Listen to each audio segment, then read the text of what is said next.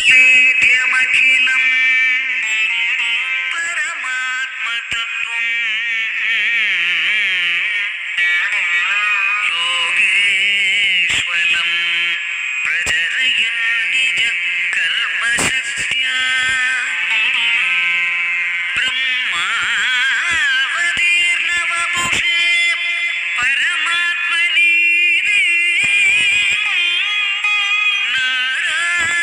നാരായണാഖില ഗുരോ തവ സുപ്രഭാതം.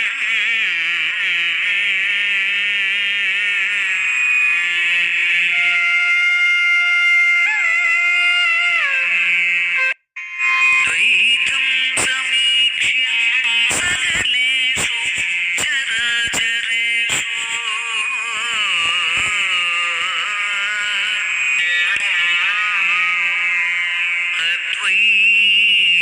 അദ്വൈതഭാവകലയാ പരിപാതുമേതാൻ സത്കേരളാഖ്യ പുരുപുണ്യ പുരേവതീർണ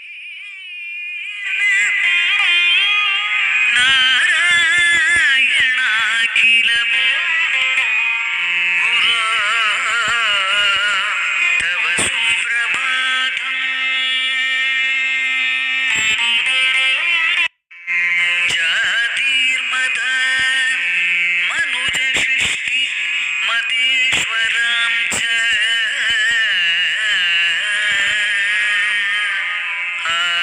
ആശാസ്യ മധ്യജനിതേഷ്വഭിഭേദചിന്താം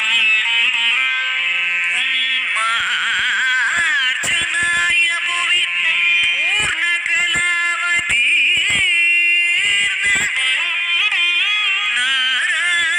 നാരായണാഖില ഗുരോ തവ സുപ്രഭാതം. ഹിതമനോജ്ഞ ചിത്തലക്ഷ്യ സഗുണ ഇവാവിരരാമയസ്യ ചിത്തം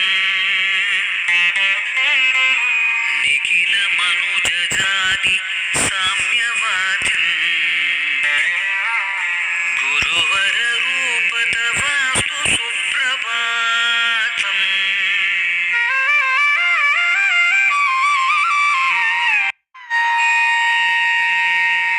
അഗണിത ഗുണവേദ്യ ചിൽ സ്വരൂപ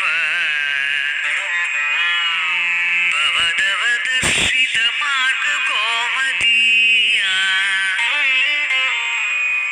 ഉചിത പദ നിവേശ ചാരുമൂർത്തേ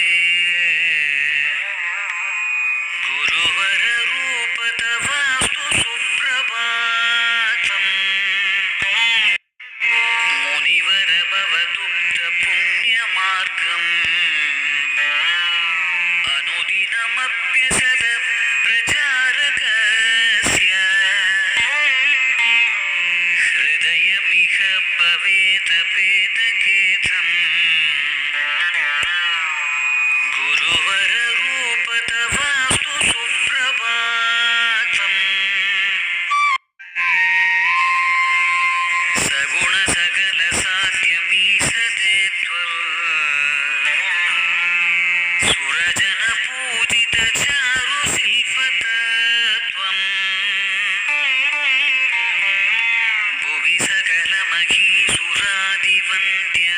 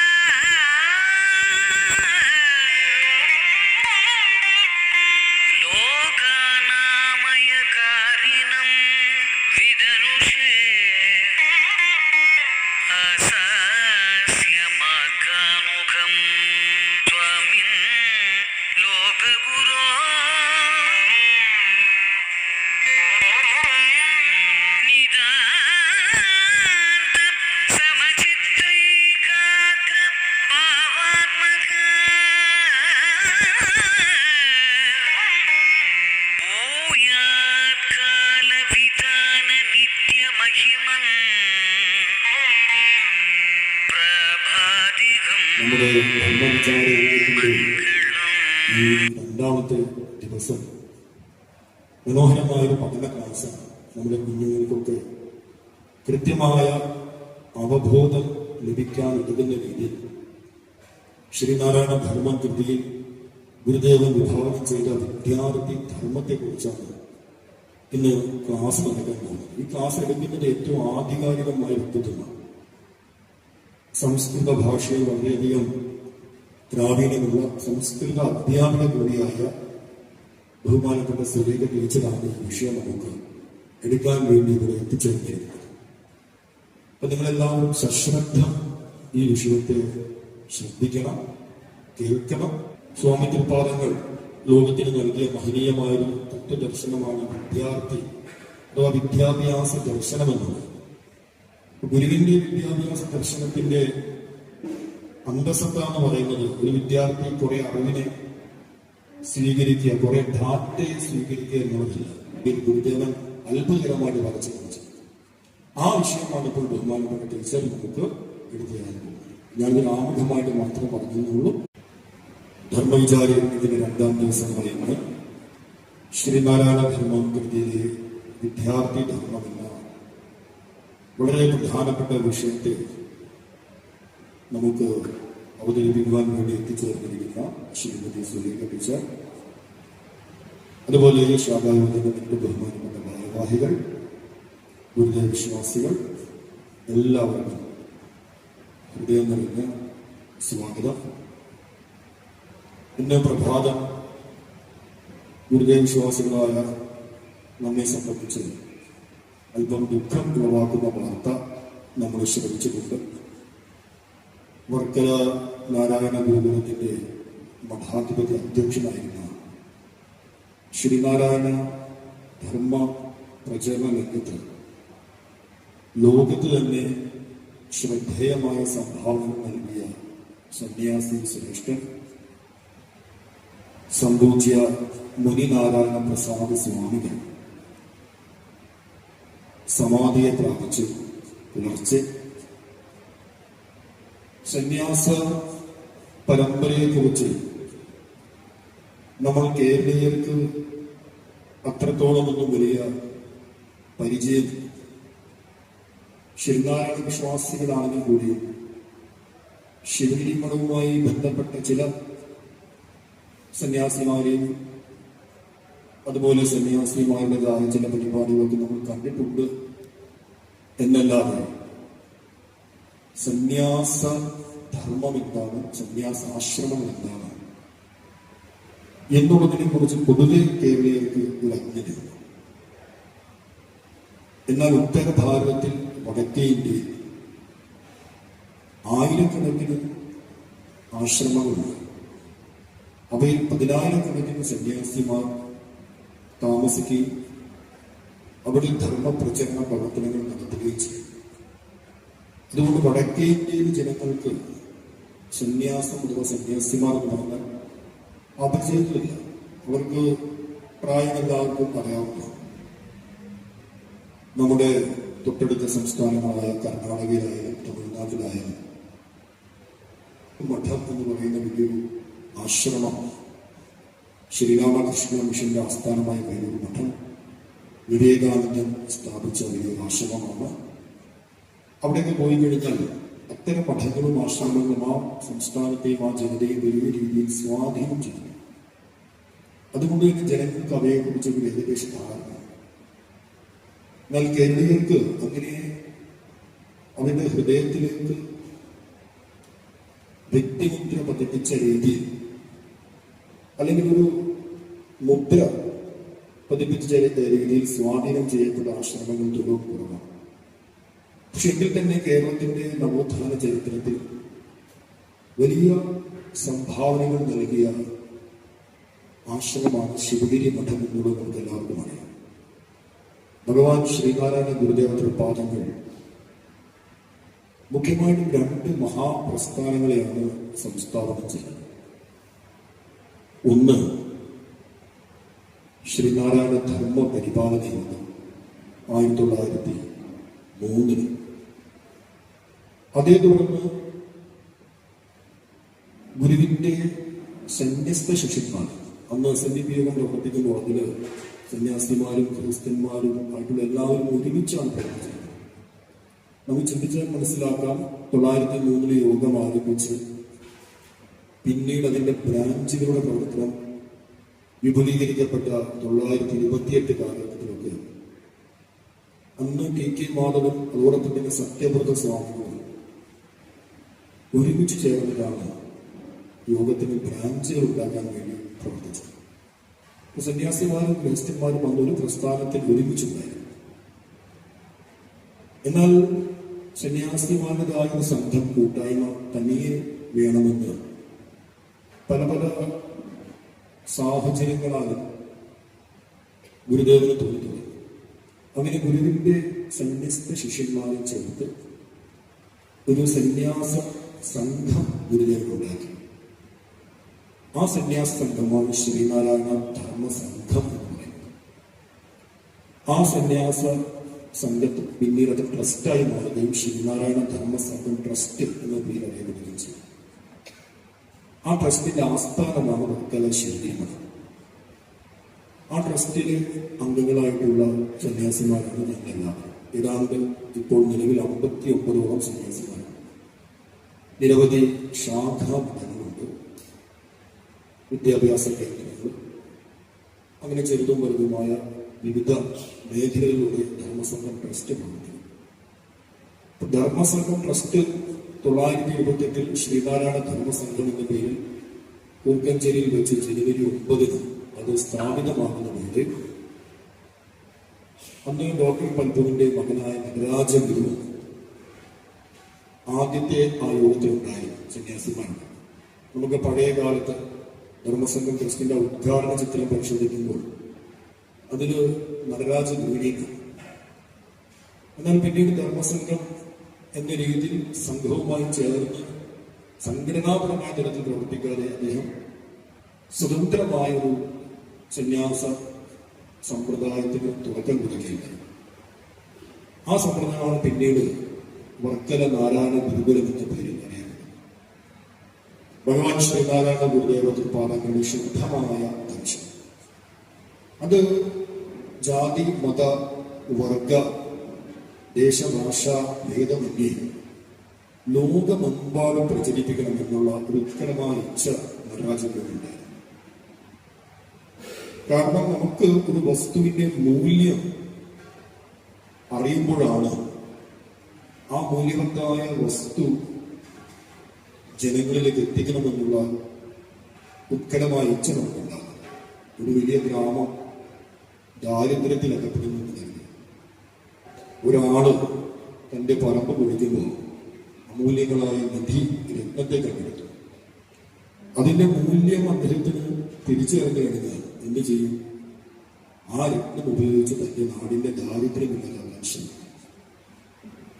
അപ്പൊ ദാരിദ്ര്യം എന്ന് പറയുന്നത് കേവലം സാമ്പത്തികം മാത്രമല്ല, ഒരു സമൂഹത്തിന് ജീവിതത്തിന്റെ ആത്യന്തികമായ ലക്ഷ്യം എന്ത് എന്നുള്ള തിരിച്ചറിവില്ലാതെ സമൂഹം പോകുന്ന സമയത്ത്, അതുപോലെ തന്നെ മതപരമായി ജാതിപരമായി വർഗപരമായി അതിരൂക്ഷമായ ഭിന്നതകൾ നിലനിൽക്കുന്ന സമയത്ത് ഇവയെല്ലാം പരിഹരിച്ചുകൊണ്ട് മുന്നോട്ട് കൊണ്ടുപോകാൻ ഏറ്റവും ഉത്തമമായ അമൂല്യമായ രത്നം എന്നുള്ളത് ശ്രീനാരായണ ദർശനമാണ് എന്ന് നടരാജഗുരു കൃത്യമായി മനസ്സിലാക്കി. ആ ദർശനത്തെ വിതരണം ചെയ്യുക എന്നുള്ളത് ഗുരുവിന്റെ നടരാജഗുരുവിന്റെ കൃത്യമായി ഞാൻ സ്വീകരിക്കും. ഇംഗ്ലീഷ് ഭാഷയിൽ ലോകമെമ്പാടും സഞ്ചരിച്ച് ഗുരുവിന്റെ പ്രൗഢഗംഭീരമായ ആ ദർശനത്തെ വിതരണം ചെയ്യുകയും ലോകത്തിന് തന്നെ ശ്രീനാരായണ ദർശനത്തിന്റെ മഹിമയെ ബോധ്യം നൽകുകയും ചെയ്തു. അപ്പൊ നടരാജഗുരുവിൽ നിന്നും പിന്നീട് ബ്രഹ്മചര്യ ദീക്ഷ സ്വീകരിക്കുകയും അതിനു ശേഷം പിന്നീട് എനിക്ക് തോന്നുന്നു യതിസ്വാമിയിൽ നിന്ന് സന്യാസം സ്വീകരിക്കുകയും ചെയ്ത മഹാത്മാവാണ് മണിനാരായണ സ്വാമി. ഇതിൽ എന്തെങ്കിലും ഒരു മിസ്റ്റേക്ക് ഉണ്ടെങ്കിൽ പിന്നീട് നമുക്ക് പരിശോധിച്ച് തിരുത്താം. ഓർമ്മയിൽ എങ്ങനെയാണ് നടരാജഗുരുവിൽ നിന്ന് സന്യാസത്തിന് മുമ്പായിട്ടുള്ള ബ്രഹ്മചര്യ ദീക്ഷ സ്വീകരിക്കും, പിന്നീട് യതിസ്വാമികളിൽ നിന്ന് നിത്യചൈതന്യ യതിസ്വാമികളിൽ നിന്ന് സന്യാസത്തെ സ്വീകരിക്കുകയും ചെയ്തു. 1999 വർക്കല ശ്രീനാരായണ ഗുരുകുലത്തിൽ അധ്യക്ഷനായ അദ്ദേഹം സേവനം ആരംഭിച്ചു. അദ്ദേഹത്തിന്റെ അറിവിന്റെ ആഴം എന്നുള്ളത് നമുക്ക് ചിന്തിക്കാൻ കഴിയില്ല. ഇന്ന് ഞാൻ ഉൾപ്പെടെയുള്ള സന്യാസിമാരും അതുപോലെ തന്നെ ധർമ്മപ്രചാരകന്മാരുമൊക്കെ ഗുരുവിന്റെ കൃതികളെ സമൂഹത്തിലേക്ക് പകർന്നു കൊടുക്കുന്നുണ്ടെങ്കിൽ അതിനവർ ഏറ്റവും കടപ്പെട്ടിരിക്കുന്നത് മുനിനാരായണ പ്രസാദ സ്വാമികളോടാണ്. ഗുരുവിന്റെ സമ്പൂർണ്ണ കൃതികൾ എത്രയ്ക്കും ആധികാരികമായി വ്യാഖ്യാനം ചെയ്തിട്ടില്ലെങ്കിൽ, ഇപ്പൊ നമ്മൾ ചിന്തിക്കും ഗുരുവിന്റെ കൃതികൾക്ക് ഒരു വ്യാഖ്യാനം ഉണ്ടായിട്ടില്ലെങ്കിൽ ആ പ്രൗഢഗംഭീരമായ ഭാഷയിലേക്ക് നമുക്ക് എങ്ങനെ ഇറങ്ങി ചെല്ലാൻ സാധിക്കും? അതിന്റെ ആന്തരികമായ അർത്ഥതലങ്ങളിൽ നമുക്ക് എങ്ങനെ ഗവേഷണം ചെയ്യാൻ സാധിക്കും? ഇപ്പൊ ലക്ഷക്കണക്കിന് പേർക്ക് ഗുരുദർശനം എന്ന മഹാസാഗരത്തിലേക്ക് ഒന്ന് എത്തി നോക്കാനുള്ള ധൈര്യം നൽകിയത് രണ്ട് വ്യക്തിത്വങ്ങളാണ്. ഒന്ന് പ്രൊഫസർ ബാലകൃഷ്ണൻ നായരും, അടുത്തത് മുനിനാരായണ പ്രസാദ്. ഇവിടെ ഇരിക്കുന്ന പലരും തന്നെ അദ്ദേഹത്തിന്റെ വ്യാഖ്യാനങ്ങൾ വായിച്ചിട്ടുണ്ടാകും, ഗുരുകൃതികൾ അറിയാൻ ശ്രമിക്കും, അതൊക്കെ പഠിച്ചിട്ടുണ്ടാകും. അത്രയധികം ആഴത്തിൽ, അതേസമയം സരളമായി. ഒരു പണ്ഡിതന്റെ ഏറ്റവും വലിയ ലക്ഷണം എന്താണ്? നമുക്ക് കഠിനമായ കാര്യങ്ങൾ കഠിനമായി പറയുവാൻ വളരെ എളുപ്പമാണ്. നിങ്ങളുടെ വൈയക്തികമായ മന്തവ്യത്തെ വിചാരം ചെയ്താൽ അന്ധതോഗ്യത്വ സുഖോവ്യാഖ്യാനം വിദ്യമാനമാണ് എന്ന് പറഞ്ഞാൽ നമുക്ക് മനസ്സിലാവും. അത് മലയാള ഭാഷയാണ്. പക്ഷെ കഠിനമായ കാര്യങ്ങൾ കഠിനമായി പറയുക എന്നുള്ളത് ഒരു പണ്ഡിത ലക്ഷണമല്ല. ഇനി സരളമായ കാര്യങ്ങളെ കഠിനമായി പറയുക എന്നുള്ളതും പണ്ഡിത ലക്ഷണമല്ല. സരളമായ കാര്യങ്ങളെ സരളമായി പറയുക എന്നുള്ളതും വലിയ കാര്യമല്ല. പക്ഷെ ഏറ്റവും കഠിനമായ കാര്യങ്ങൾ ഏറ്റവും സരളമായ ഭാഷയിൽ അവതരിപ്പിക്കുക എന്നുള്ളത് വലിയൊരു വെല്ലുവിളിയാണ്. ഗുരുവിന്റെ ഒരു കൃതിയെ നമ്മൾ ഒരു LP തരത്തിലുള്ള കുട്ടികൾക്ക് പറഞ്ഞു കൊടുക്കുക എന്ന് പറഞ്ഞാൽ അത് വലിയ വെല്ലുവിളിയാണ്. അവരുടെ ഭാഷയിലേക്കും അവരുടെ ഭാവത്തിലേക്കും അതിനെ കൊണ്ടുവരിക എന്ന് പറഞ്ഞാൽ അതിന് നല്ല പാണ്ഡിത്യമാണ്. അതിന്റെ ഏറ്റവും ഉത്തമ ഉദാഹരണമാണ് മുനിനാരായണ പ്രസാദ സ്വാമികൾ. അദ്ദേഹത്തിന്റെ വ്യാഖ്യാനങ്ങൾ നമ്മൾ പഠിക്കുന്നു. ഏതൊരു ജിജ്ഞാസുവായ സാമാന്യം വിലയിരുത്താൻ കഴിവുള്ള ഏതൊരു വ്യക്തിക്കും ആ വ്യാഖ്യാനം ഗ്രാഹ്യമാവുകയും അതോടൊപ്പം തന്നെ ഗുരുവിന്റെ ആ മൗലികത ഒട്ടും ചോരാതെ തന്നെ സ്വാമികൾ അവതരിപ്പിക്കേണ്ടത്. എഞ്ചിനീയറിംഗ് ബിരുദത്തിനു ശേഷം സർക്കാർ ഉദ്യോഗസ്ഥനായി പ്രവേശിക്കുകയും പിന്നീട് ശ്രീനാരായണ ഗുരുസ്വാമികളുടെ കൃതികളിലേക്ക് ആകൃഷ്ടനാവുകയും ആ കൃതികളെ ലോകമെമ്പാടും എത്തിക്കുക എന്നുള്ളത് ജീവിതബദ്ധമായി സ്വീകരിച്ച് തന്റെ സർവസ്വവും ഗുരുവിനു വേണ്ടി മാറ്റിവെച്ച് ഗുരുദർശനം ഒന്നേ വൃത്തം എന്നുള്ള രീതിയിൽ അദ്ദേഹം പതിറ്റാണ്ടുകളായി നടത്തിയ ആ സേവനം അത് സമാനതകൾ ഇല്ലാത്തതാണ്. ഈ ഒരു അവസരത്തിൽ സ്വാമികളുടെ ശരീരഭാവമില്ലാത്ത ഈ ഒരു അവസരത്തിൽ സൂക്ഷ്മമായിരിക്കുന്ന സ്വാമിയുടെ അനുഭവം അനുഗ്രഹം നമുക്കെല്ലാവർക്കും ഉണ്ടാകട്ടെ എന്ന് മാത്രം പ്രാർത്ഥിക്കാം. മാത്രമല്ല, ഇത്തരം സന്യാസി ശ്രേഷ്ഠന്മാരാണ് ഒരു സമൂഹത്തെ എപ്പോഴും ബാലൻസിങ് ചെയ്ത് മുന്നോട്ട് കൊണ്ടുപോകുന്നത്. പൂർണ്ണമായും ധർമ്മത്തിന് വേണ്ടി ജീവിതം സമർപ്പിച്ച ഈ മഹാത്മാക്കളുടെ പ്രവർത്തനം ഇല്ലായിരുന്നെങ്കിൽ ഒരുപക്ഷെ സമൂഹം ഇന്ന് കാണുന്നത് പോലെ സ്വച്ഛന്തമായി ശാന്തമായി മുന്നോട്ട് പോകില്ലായിരുന്നു. പ്രത്യക്ഷത്തിൽ നമുക്ക് തോന്നാം അവരൊക്കെ എന്ത് ചെയ്തു, അവരൊക്കെ ചുമ്മാ ഇരുന്നില്ലേ. പക്ഷെ അവരുടെ സാന്നിധ്യം അതിന് അളവില്ലാത്തതാണ്. ഒരു വലിയ വൃക്ഷം വളർന്ന് പന്തലിച്ച് മേൽപോട്ട് പോകുന്നു.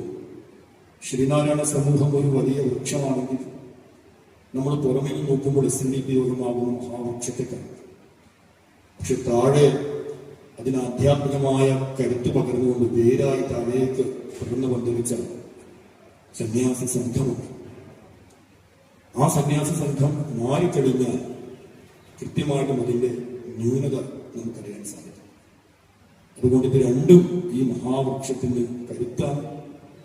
ഇനിയും നമ്മുടെ സമൂഹത്തിലേക്ക് ധർമ്മപ്രചാരകരായ ഇത്തരം വിദ്വാൻമാരായ ഗുരുഭക്തരായ ഗുരുധർമ്മത്തെ പ്രചരിപ്പിക്കുന്നതിന് വേണ്ടി ജീവിതം സമർപ്പണം ചെയ്ത ത്യാഗിവര്യന്മാരായ സന്യാസി ശ്രേഷ്ഠന്മാർ ഒരുപാട് ഉണ്ടാകട്ടെ എന്ന് നമുക്ക് സങ്കല്പം ചെയ്യാം. നമ്മുടെ ധർമ്മവിചാര യജ്ഞത്തിന്റെ ഈ രണ്ടാമത്തെ ദിവസം മനോഹരമായൊരു പഠന ക്ലാസ്സാണ്. നമ്മുടെ കുഞ്ഞുങ്ങൾക്കൊക്കെ കൃത്യമായ അവബോധം ലഭിക്കാൻ ഉതകുന്ന രീതിയിൽ ശ്രീനാരായണ ധർമ്മം കൃതിയിൽ ഗുരുദേവൻ വിഭാവനം ചെയ്ത വിദ്യാർത്ഥി ധർമ്മത്തെക്കുറിച്ചാണ് ഇന്ന് ക്ലാസ് നടക്കാൻ പോകുന്നത്. ഈ ക്ലാസ് എടുക്കുന്നത് ഏറ്റവും ആധികാരികമായ വ്യക്തിത്വമാണ്. സംസ്കൃത ഭാഷയിൽ വളരെയധികം പ്രാവീണ്യമുള്ള സംസ്കൃത അധ്യാപിക കൂടിയായ ബഹുമാനപ്പെട്ട സുരേഖ ടീച്ചറാണ് ഈ വിഷയം നമുക്ക് എടുക്കാൻ വേണ്ടി ഇവിടെ എത്തിച്ചേർന്നിരിക്കുന്നത്. അപ്പൊ നിങ്ങളെല്ലാവരും സശ്രദ്ധ ഈ വിഷയത്തെ ശ്രദ്ധിക്കണം, കേൾക്കണം. 1 മണിവരെ ഈ ക്ലാസ് ഉണ്ടായിരിക്കും.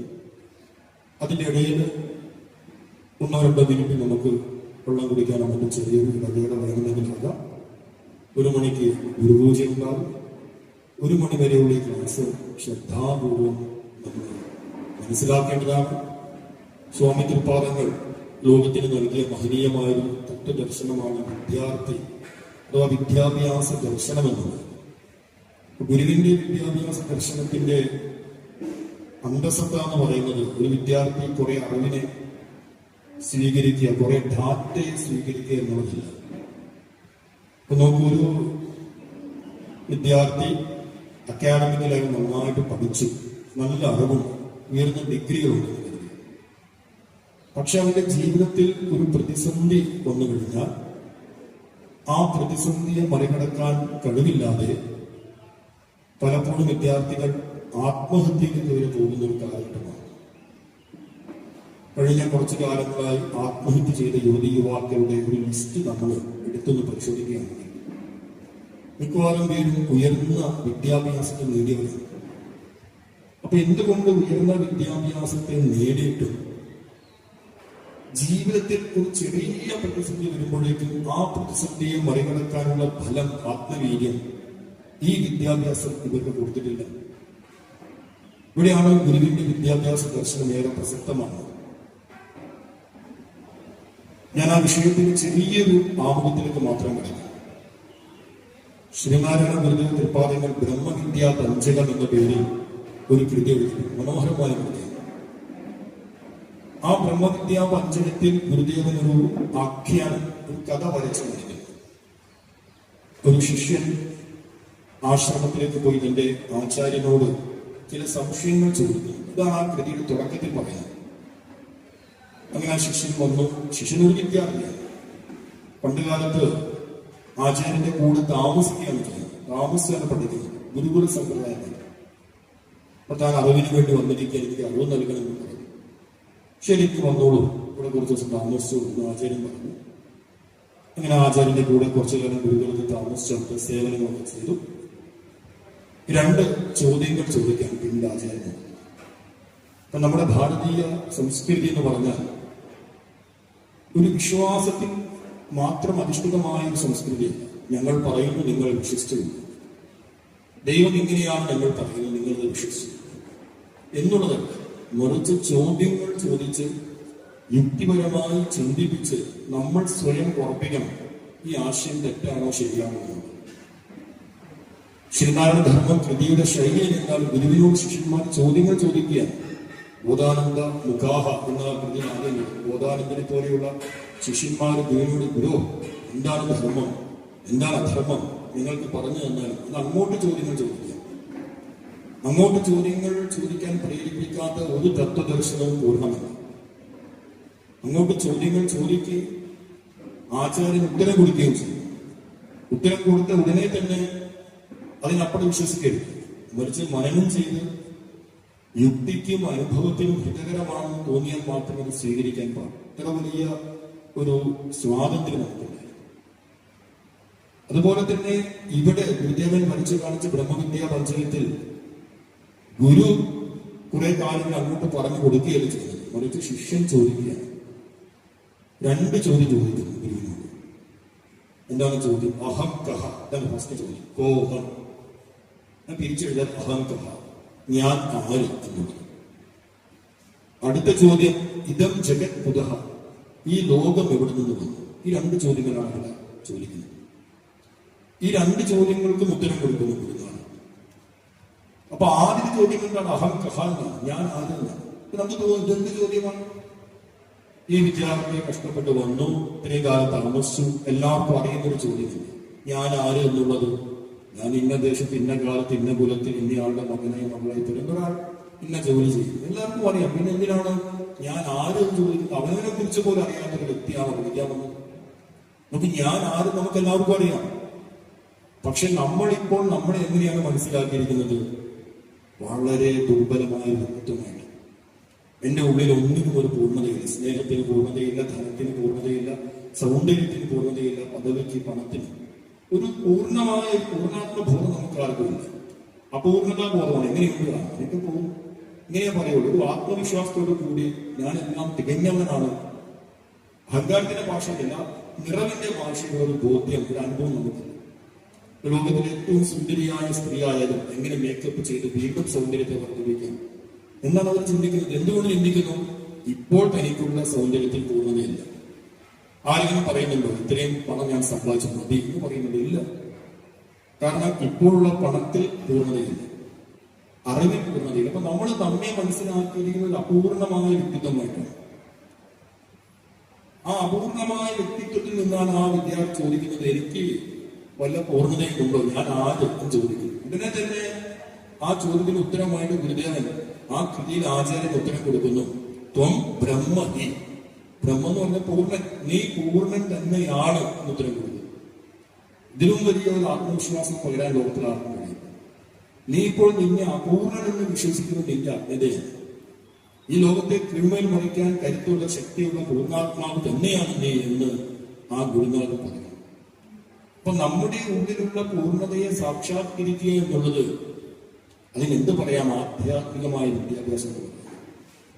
നാം ബാഹ്യമായ അറിവുകളെ നേടുന്നതിനൊപ്പം തന്നെ എന്റെ ഉള്ളിൽ മറഞ്ഞിരിക്കുന്ന പൂർണ്ണത, നമ്മുടെ ഉള്ളിൽ പൂർണ്ണത മറഞ്ഞിട്ടുണ്ട്. ദ്യോവാണതിന്റെ മഹിമ, വാരെറിഞ്ഞു ഒരു ജനനി നവരത്നം ശരി പറയും. ദ്യോ എന്ന് പറഞ്ഞാൽ എന്താണ്? ദ്യോ എന്ന് പറഞ്ഞാൽ നമ്മുടെ എല്ലാം മനസ്സിന്റെ സൂക്ഷ്മമായ അവസ്ഥയാണ്. അവിടെ സാക്ഷാൽ ഇച്ഛാശക്തി, ക്രിയാശക്തി, ജ്ഞാനശക്തി സ്വരൂപിണിയായ ജനനി കുടികൊള്ളുന്നു. ആ ജനനിയെ, ആ ജനിതംബികയെ പ്രകടിപ്പിക്കാൻ നമുക്ക് കഴിഞ്ഞാൽ നമുക്ക് ഏതൊരു അത്ഭുതവും ചെയ്യാൻ സാധിക്കും. പക്ഷെ അത് മറഞ്ഞിരിക്കാൻ, സുപ്തമായിരിക്കാൻ. ആ മറഞ്ഞിരിക്കുന്നതിനെ പ്രകടിപ്പിക്കുക എന്നുള്ളതിന് ആധ്യാത്മിക വിദ്യാഭ്യാസം എന്ന് പറയുന്നത്. അതേപോലെ തന്നെ ഇതം ജഗത് കുതഹ എന്നുള്ള രണ്ടാമത്തെ ചോദ്യം, ആ രണ്ടാമത്തെ ചോദ്യത്തിന്റെ ഉത്തരമായിട്ട് അവിടെ ആചാര്യൻ പറയുന്നുണ്ട്. ഈ ലോകം എവിടെ നിന്ന് വന്നു എന്നുള്ള ആ ചോദ്യം എന്താണ്? അക്കാഡമിക്കൽ വിദ്യാഭ്യാസമാണ്. നമ്മൾ ജീവിക്കുന്ന ഈ ലോകം, ഇവിടുത്തെ അവസ്ഥ, അന്തരീക്ഷം, ഭൂമി, മറ്റു പദാർത്ഥങ്ങൾ, ഇവയെക്കുറിച്ച് കൃത്യമായ ഒരു അറിവ് നമുക്കുണ്ടെങ്കിൽ നമുക്ക് ആ അറിവിനനുസരിച്ച് നമ്മുടെ ജീവിതത്തെ ക്രമപ്പെടുത്തി ഉന്നതിയിലേക്ക് പോകാൻ സാധിക്കും. അപ്പൊ നമുക്ക് മനുഷ്യന്റെ അറിവ് നോക്കൂ, ചുറ്റുപാടുമുള്ള പദാർത്ഥങ്ങൾ എത്രത്തോളം ആഴത്തിൽ മനുഷ്യൻ ചിന്തിച്ചു. നമുക്ക് സങ്കല്പിക്കാൻ കഴിയുമായിരുന്നു ഒരു ദ്രവ്യത്തിന്റെ ഏറ്റവും അടിസ്ഥാന ഘടകമായ ആറ്റത്തിൽ പോയി മനുഷ്യൻ ഇടപെടൽ നടത്തി അതിനെ വിഘടിപ്പിച്ച് അതിൽ നിന്ന് ഊർജം ഉണ്ടാക്കാനുള്ള കഴിവ് മനുഷ്യൻ സ്വായത്തമാക്കുന്നു. ഏറ്റവും സൂക്ഷ്മമായ അറിവും ഏറ്റവും ബൃഹത്തായ അറിവും ഈ പ്രപഞ്ചത്തെ സംബന്ധിച്ചതെന്ന് മനുഷ്യൻ നിരന്തരം പഠിച്ചതുകൊണ്ടാണ് ഇന്ന് ടെക്നോളജി ഇത്രയും വികാസം പ്രാപിച്ചത്. അപ്പൊ ഇതം ജഗത് കുതഹ, ഈ ലോകം എവിടെ നിന്ന് വന്നു എന്നുള്ളതിന് ഉത്തരമാണ് എന്ത്? ഭൗതിക വിദ്യാഭ്യാസം. അഹം കഹ എന്നുള്ളതിന് ഉത്തരമാണ് ആധ്യാത്മിക വിദ്യാഭ്യാസം. ഇത് രണ്ടും സമന്വയം ചെയ്യുമ്പോൾ അവിടെ വിദ്യാഭ്യാസം പൂർണ്ണമാണ്. ഇതാണ് ഗുരുവിന്റെ വിദ്യാഭ്യാസ ദർശനം. ഇതിൽ നിന്ന് ഏതെങ്കിലും ഒന്നിനെ മാറ്റിവെക്കാൻ സാധിക്കും. ഇത് രണ്ടും ചെയ്യുമ്പോൾ അത് ഗുരുവിന്റെ വിദ്യാഭ്യാസ ദർശനം. ആ വിദ്യാഭ്യാസ ദർശനത്തെ ഒരു വിദ്യാർത്ഥിയുടെ ജീവിതത്തിൽ എങ്ങനെ കൊണ്ടുവരാം എന്നുള്ളതിന്റെ ഏറ്റവും പ്രായോഗികമായ നിർദ്ദേശങ്ങൾ ശ്രീനാരായണ ധർമ്മം കൃതിയിൽ ഗുരുദേവൻ അത്ഭുതകരമായിട്ട് വരച്ചു കാണിച്ചു. ആ വിഷയമാണ് ഇപ്പോൾ ബഹുമാനപ്പെട്ട ടീച്ചർ നമുക്ക് എടുത്തു തരാൻ പോകുന്നത്. ഞാനൊരു ആമുഖമായിട്ട് മാത്രമേ പറഞ്ഞുള്ളൂ. ഇത്രയും പറഞ്ഞുകൊണ്ട് ഉപസംഹരിക്കുന്നു. 1 മണി വരെ ക്ലാസ്സിൽ എല്ലാവരും ഇരിക്കണം. അതിനുശേഷം ശ്രീനാരായണ ധർമ്മത്തിലെ സ്ത്രീധർമ്മ എന്ന വിഷയത്തെക്കുറിച്ച് ബിന്ദു സജീവ് എന്ന് പറയുന്ന പ്രഭാഷണ ക്ലാസ് എടുക്കും ഉച്ചയ്ക്ക് ശേഷം. അപ്പൊ എല്ലാവരും ഗുരുപൂജാ പ്രസാദത്തിന് ശേഷം ഇവിടെ ഇരിക്കണം. വൈകിട്ട് സർവേശ്വര പൂജയിൽ പങ്കെടുത്ത് ഇന്നലത്തെ പോലെ തന്നെ തിരിച്ചു പോകും. ഓം തംസത്. കേവലം ജ്ഞാനമൂർത്തി ദ്വന്ദ്വാതീതം ഗഗനസദൃശം തത്വമസ്യാദിലക്ഷ്യം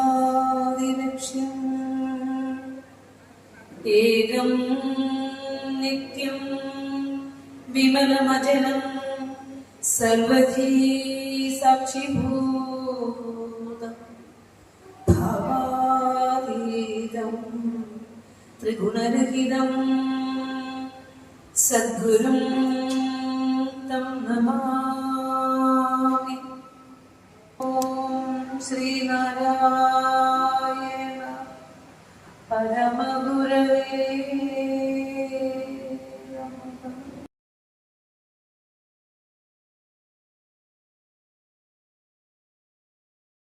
ഗുരുവിലും ഗുരു പരമ്പരയിലും പ്രണാമം. നാരായണ ഗുരുകുല അധ്യക്ഷൻ സ്വാമിജി മുനി നാരായണ പ്രസാദ് സ്വാമിജി സ്വധാമി സ്വാമിജിയുടെ ഓർമ്മയ്ക്ക് മുന്നിൽ ഒരു പിടി പൂജാപുഷ്പങ്ങൾ അർപ്പിക്കുന്നു. അഞ്ജലിദാനം ശ്രീനാരായണ ഗുരുദേവ പാദുക ക്ഷേത്രത്തിൽ ശ്രീമദ് പ്രബോധതീർത്ഥ സ്വാമികളുടെ കാർമ്മികത്വത്തിൽ നടന്നു വരുന്ന ശ്രീനാരായണ ധർമ്മ വിചാര യജ്ഞത്തിന്റെ 2ാം ദിവസമാണിന്ന്. ഈ യജ്ഞത്തെ നയിക്കുന്ന യജ്ഞാചാര്യനായ ശ്രീമദ് പ്രബോധതീർത്ഥ സ്വാമികള് നമ്മുടെ ഹൃദയത്തിൽ ഒരുപക്ഷെ ശിവഗിരി മഠത്തിലെ സന്യാസിമാരിൽ വെച്ച് ഏറ്റവും ഗുരുവിന്റെ ധർമ്മത്തെ, ഗുരുദർശനത്തെ കേരളത്തിൽ എന്നല്ല ലോകം മുഴുവൻ പ്രചരിപ്പിക്കുന്നതിൽ സ്വാമിജി നടന്നു നീങ്ങാത്ത വഴികളില്ല എന്ന് അറിയാൻ സാധിക്കുന്നു. ഈ പോയ വർഷം ശ്രീനാരായണ ധർമ്മത്തിന്റെയും ഹോമമന്ത്രത്തിന്റെയും ഒക്കെ 100ാം വാർഷികം ആഘോഷിക്കുമ്പോൾ എവിടെയും നമുക്ക് സ്വാമിജിയുടെ മുഖങ്ങൾ കാണാം. ഓരോ ഭവനങ്ങളിലേക്കും കയറി ചെന്നുകൊണ്ട് ഹോമമന്ത്രത്തിന്റെ തത്വം ജനമനസ്സുകളിലേക്ക് എത്തിച്ചുകൊണ്ട് സ്വാമിജി നടന്നു നീങ്ങിയ വഴികൾ അധികമാണ്. ഞങ്ങളെ പോലെയുള്ള ശിഷ്യന്മാർക്ക് അല്ലെങ്കിൽ ഭക്തന്മാർക്ക് അതെല്ലാം വലിയ വഴി കാട്ടി തന്നെയാണ്, വഴികാട്ടിയും തന്നെയാണ് സ്വാമിജി. ആ സ്വാമിജിയുടെ പാദങ്ങളെ നമിക്കുന്നു. നമുക്ക് സർവോപരി ഇന്ന് നമുക്ക് ഈ മഹത്തായ യജ്ഞവേദിക്ക് അവസരമൊരുക്കി തന്ന ആഞ്ഞിലിത്താനം SNDP ശാഖായോഗ ഭാരവാഹികൾക്ക് നമസ്കാരം. അതുപോലെ തന്നെ ഗുരുവിന്റെ പാദുകങ്ങൾ പ്രതിഷ്ഠിച്ച് ഒരു സശരീരനായിരിക്കുമ്പോൾ തന്നെ ഗുരുവിന്റെ പാദുകങ്ങൾ പ്രതിഷ്ഠിച്ച് ലോകത്തിന് തന്നെ മാതൃകയായ ആഞ്ഞിലിത്താനത്തെ പുണ്യമായ ക്ഷേത്രം, ആ ക്ഷേത്രാങ്കണത്തിലെ മൺതരിയെ തൊട്ടുമന്തിക്കുന്നു. ഭഗവാനെ, അങ്ങു നടന്ന വഴികളിലൂടെ ഞങ്ങൾ നടന്നുകൊള്ളാമെന്ന് പ്രതിജ്ഞ ചെയ്ത ഒരു ജനസമൂഹം വസിക്കുന്ന ഇടം, അങ്ങയുടെ പാദങ്ങളിൽ പറ്റിയിരിക്കുന്ന ഒരു മന്ദിരിയെങ്കിലും ആയിരുന്നെങ്കിൽ ഞങ്ങളെ ജീവിത സാക്ഷാത്കാരത്തിലേക്ക് അത് ഉയർത്തിയേനെ എന്ന് പറഞ്ഞു കൊടുത്ത നാട്. ആ ഗുരുപാദുകങ്ങളെ നമിക്കുന്നു. അനന്ത സംസാര സമുദ്രധാര നൗകായിദാഭ്യാം ഗുരുഭക്തിദാഭ്യാം വൈരാഗ്യ സാമ്രാജ്യദഭൂജനാഭ്യാം നമോ നമസ്തേ ഗുരുപാദുകാഭ്യാം നമോ നമസ്തേ ഗുരുപാദുകാഭ്യാം.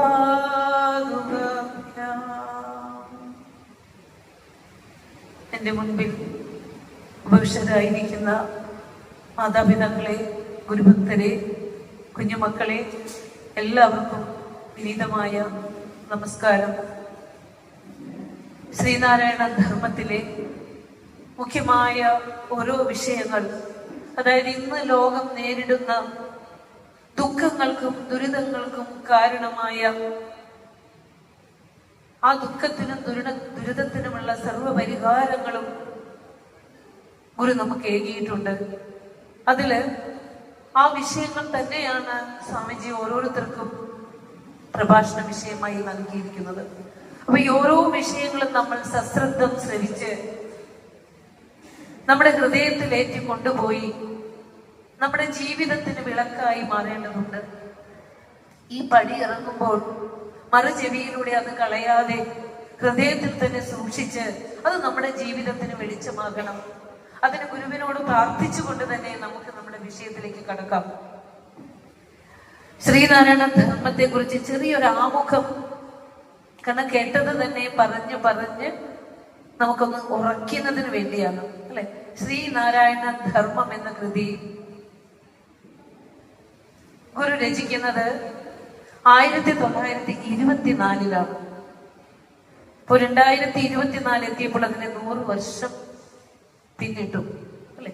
ഇപ്പോഴും ഈ കൃതി നമ്മളെല്ലാം കണ്ടിട്ടുണ്ടോ, പാരായണം ചെയ്തിട്ടുണ്ടോ, അതിലൂടെ ഗുരു പറഞ്ഞു തന്നിരിക്കുന്ന ദർശനം എന്തെന്ന് അറിഞ്ഞിട്ടുണ്ടോ എന്നൊക്കെ നമ്മൾ നമ്മളോട് തന്നെ ഒന്ന് നെഞ്ചിൽ കൈവച്ച് ചോദിക്കേണ്ട ഒരു സന്ദർഭം കൂടിയാണിത്. ആദ്യം പറഞ്ഞത് ആവർത്തിക്കുന്നു. ഇന്ന് കുടുംബത്തിലും വ്യക്തി ജീവിതത്തിലും ലോകത്തിലുമെല്ലാം മനുഷ്യൻ നേരിടുന്ന പ്രശ്നങ്ങൾക്കുള്ള പരിഹാരം ശ്രീനാരായണ ധർമ്മത്തിൽ ഗുരു പറഞ്ഞു വെച്ചിട്ടുണ്ട്. അപ്പോൾ മനുഷ്യൻ എന്തിനാണ് ജീവിക്കുന്നത് എന്ന് ചോദിച്ചാൽ സുഖം തേടിയ അല്ലെ. ആരെങ്കിലും ഈ ലോകത്ത് ദുഃഖം തേടുന്നുണ്ടോ? ഇല്ല, സുഖമാണ് മനുഷ്യൻ തേടുന്നത്. ആദിയിലെ അറിവായ വേദങ്ങള് മനുഷ്യരാശിക്ക് ആ സുഖമാണ് പ്രദാനം ചെയ്യുന്നത്. ആ വേദത്തിന്റെ ആ വേദം നമുക്ക് വിഭാവനം ചെയ്യുന്ന ആ സുഖത്തിലേക്ക് എത്തിക്കുന്നതിന് അതാണ് അതിന് വലിയതാണ്. ഗുരു പറഞ്ഞു വെക്കുന്ന ഗുരുവിന്റെ ശ്രീനാരായണ ധർമ്മത്തിലേക്ക് എത്തുമ്പോൾ നമ്മൾ അറിഞ്ഞിരിക്കേണ്ട ബേസിക് തത്വം ഇതാണ്.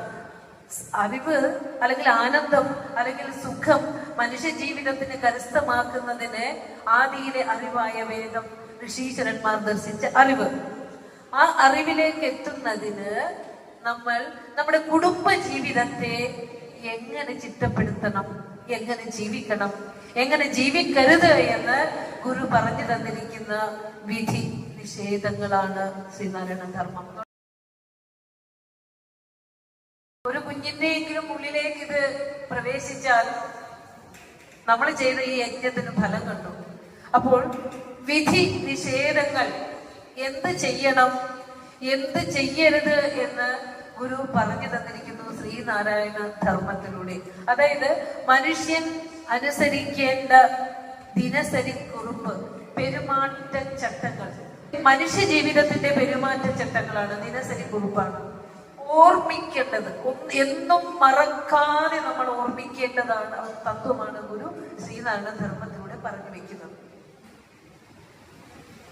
77ഓളം സ്മൃതി ഗ്രന്ഥങ്ങൾ ഭാരതത്തിൽ ഉണ്ടായിട്ടുണ്ട്. ശ്രീനാരായണ ധർമ്മത്തെ സ്മൃതി എന്നും കൂടി പറയും, മറക്കാതെ ഓർക്കേണ്ടത് എന്ന അർത്ഥത്തിലാണ്.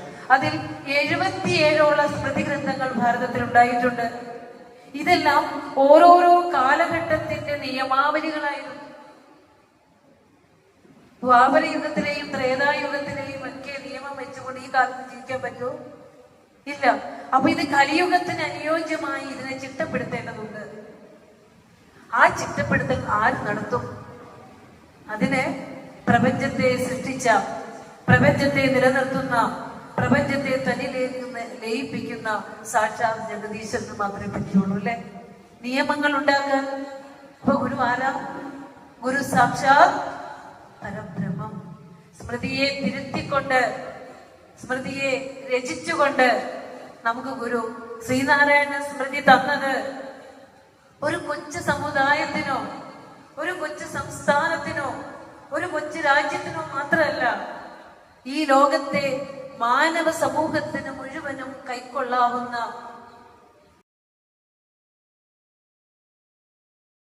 ഹാൻഡ് ബുക്ക് എന്ന് പറയും, ജീവിതത്തിന്റെ മാനുവൽ അല്ലെ. അതാണ് ശ്രീനാരായണ ധർമ്മം. അത് സാധാരണ സ്മൃതി ഗ്രന്ഥങ്ങളെ പോലെ തന്നെ സംസ്കൃത ഭാഷയിൽ ഗുരു ശിഷ്യ സംവാദ രൂപത്തിൽ ഒക്കെയാണ് ഗുരു അത് രചിച്ച് തന്നിരിക്കുന്നത്. എത്ര സർഗമുണ്ട് ശ്രീനാരായണ ധർമ്മത്തില്. ഇന്നലെയൊക്കെ നമ്മൾ ക്ലാസ് കേട്ടതല്ലേ? എത്ര സർഗമുണ്ട്?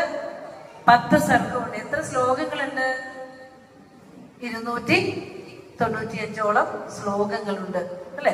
അതിലെ 6-ാം അധ്യായമായ ബ്രഹ്മചര്യാശ്രമം അല്ലെങ്കിൽ വിദ്യാർത്ഥി ധർമ്മമാണ് എനിക്ക് ഇന്നിവിടെ പറയേണ്ടത്. നമ്മൾ പറഞ്ഞു വരുന്നത് ഗുരു എന്ന ഋഷീശ്വരന്റെ വാക്കുകൾ ഈ പ്രപഞ്ചത്തിന്റെ രഹസ്യം മുഴുവൻ അറിഞ്ഞ ഋഷീശ്വരനായ ഗുരുവിന്റെ ഉള്ളിൽ നിന്ന് ഊറി വന്ന ശബ്ദപ്രമാണമായ ഈ സ്മൃതിയെ ആക്ഷേപിക്കാനോ അല്ലെങ്കിൽ തള്ളിക്കളയുവാനോ നമുക്കാർക്കുമുള്ള സ്വാതന്ത്ര്യമില്ല. ഇതിൽ ഓരോ ഉപദേശങ്ങളും അനേകായിരം അനുഭവങ്ങളിലൂടെ ഊറി വന്നിട്ടുള്ളതാണ്. ഇത് മനുഷ്യരാശിക്ക് സുഖം പകരാനുള്ളതാണ് എന്ന് ഓർമ്മിച്ചു കൊള്ളട്ടെ. ഇത് സ്വാമിജി പറഞ്ഞു. ബ്രഹ്മവിദ്യാ പഞ്ചകത്തിന്റെ ഒരു കുഞ്ഞു കഥ പറഞ്ഞുകൊണ്ട് നമ്മളോട് പോയില്ലേ. ഞാൻ ആരെന്നും ഈ പ്രപഞ്ചം എവിടെ നിന്നും ഉണ്ടായി, ഈ 2 ചോദ്യങ്ങളെ മനുഷ്യരായി ഈ ഭൂമിയിലേക്ക് വന്ന് നമുക്ക് ചോദിക്കാറുള്ളൂ. വേറെ ഒന്നും ചോദിക്കാനില്ല.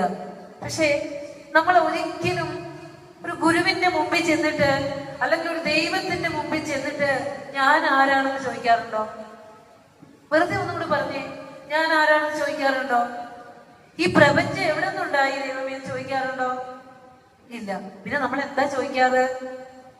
വെറും ജഡമായ ഭക്ഷിച്ച് വിസർജിച്ച് കളയാവുന്ന ഒരു ഈ പ്രപഞ്ചത്തിലെ കല്ലും മണ്ണും മരവും ഒക്കെ പോലെ തന്നെ പഞ്ചഭൂത നിർമ്മിതമായി വെറും ജഡമായ ഈ ശരീരത്തിന് ആവശ്യമായ നശ്വരമായ വസ്തുക്കളാണ് നമ്മൾ ദൈവത്തിന് മുമ്പിൽ ചെന്ന് ചോദിക്കുന്നത്.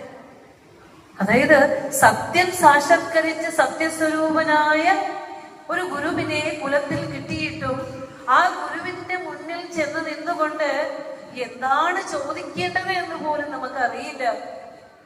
ഗുരു നമുക്ക് പറഞ്ഞു തന്നു, നാം ശരീരമല്ല അറിവാകുന്നു. അർത്ഥം എന്താ അതിന്റെ? ഗുരു അറിവേ സ്വരൂപമാണ്. നമ്മള് ഒരു മാംസമയമായ ഈ ശരീരം മാത്രമാണ്. അങ്ങനെയാണോ ഗുരു പറഞ്ഞേ? അല്ല കേട്ടോ. ഗുരു പറയുമ്പോൾ നാം എന്ന് പറയുമ്പോൾ ഒരു കുഞ്ഞുറുമ്പ് മുതൽ സമസ്ത ചരാചരങ്ങളും അതിൽ ഉള്ളടങ്ങിയിരിക്കുന്നു. ഈ പ്രപഞ്ചത്തിലെ സകലതും സ്ഥൂലമായ ഈ ശരീരത്തിനപ്പുറം പരമസത്യമായ ബോധമാണെന്ന് ഗുരു പറഞ്ഞത്.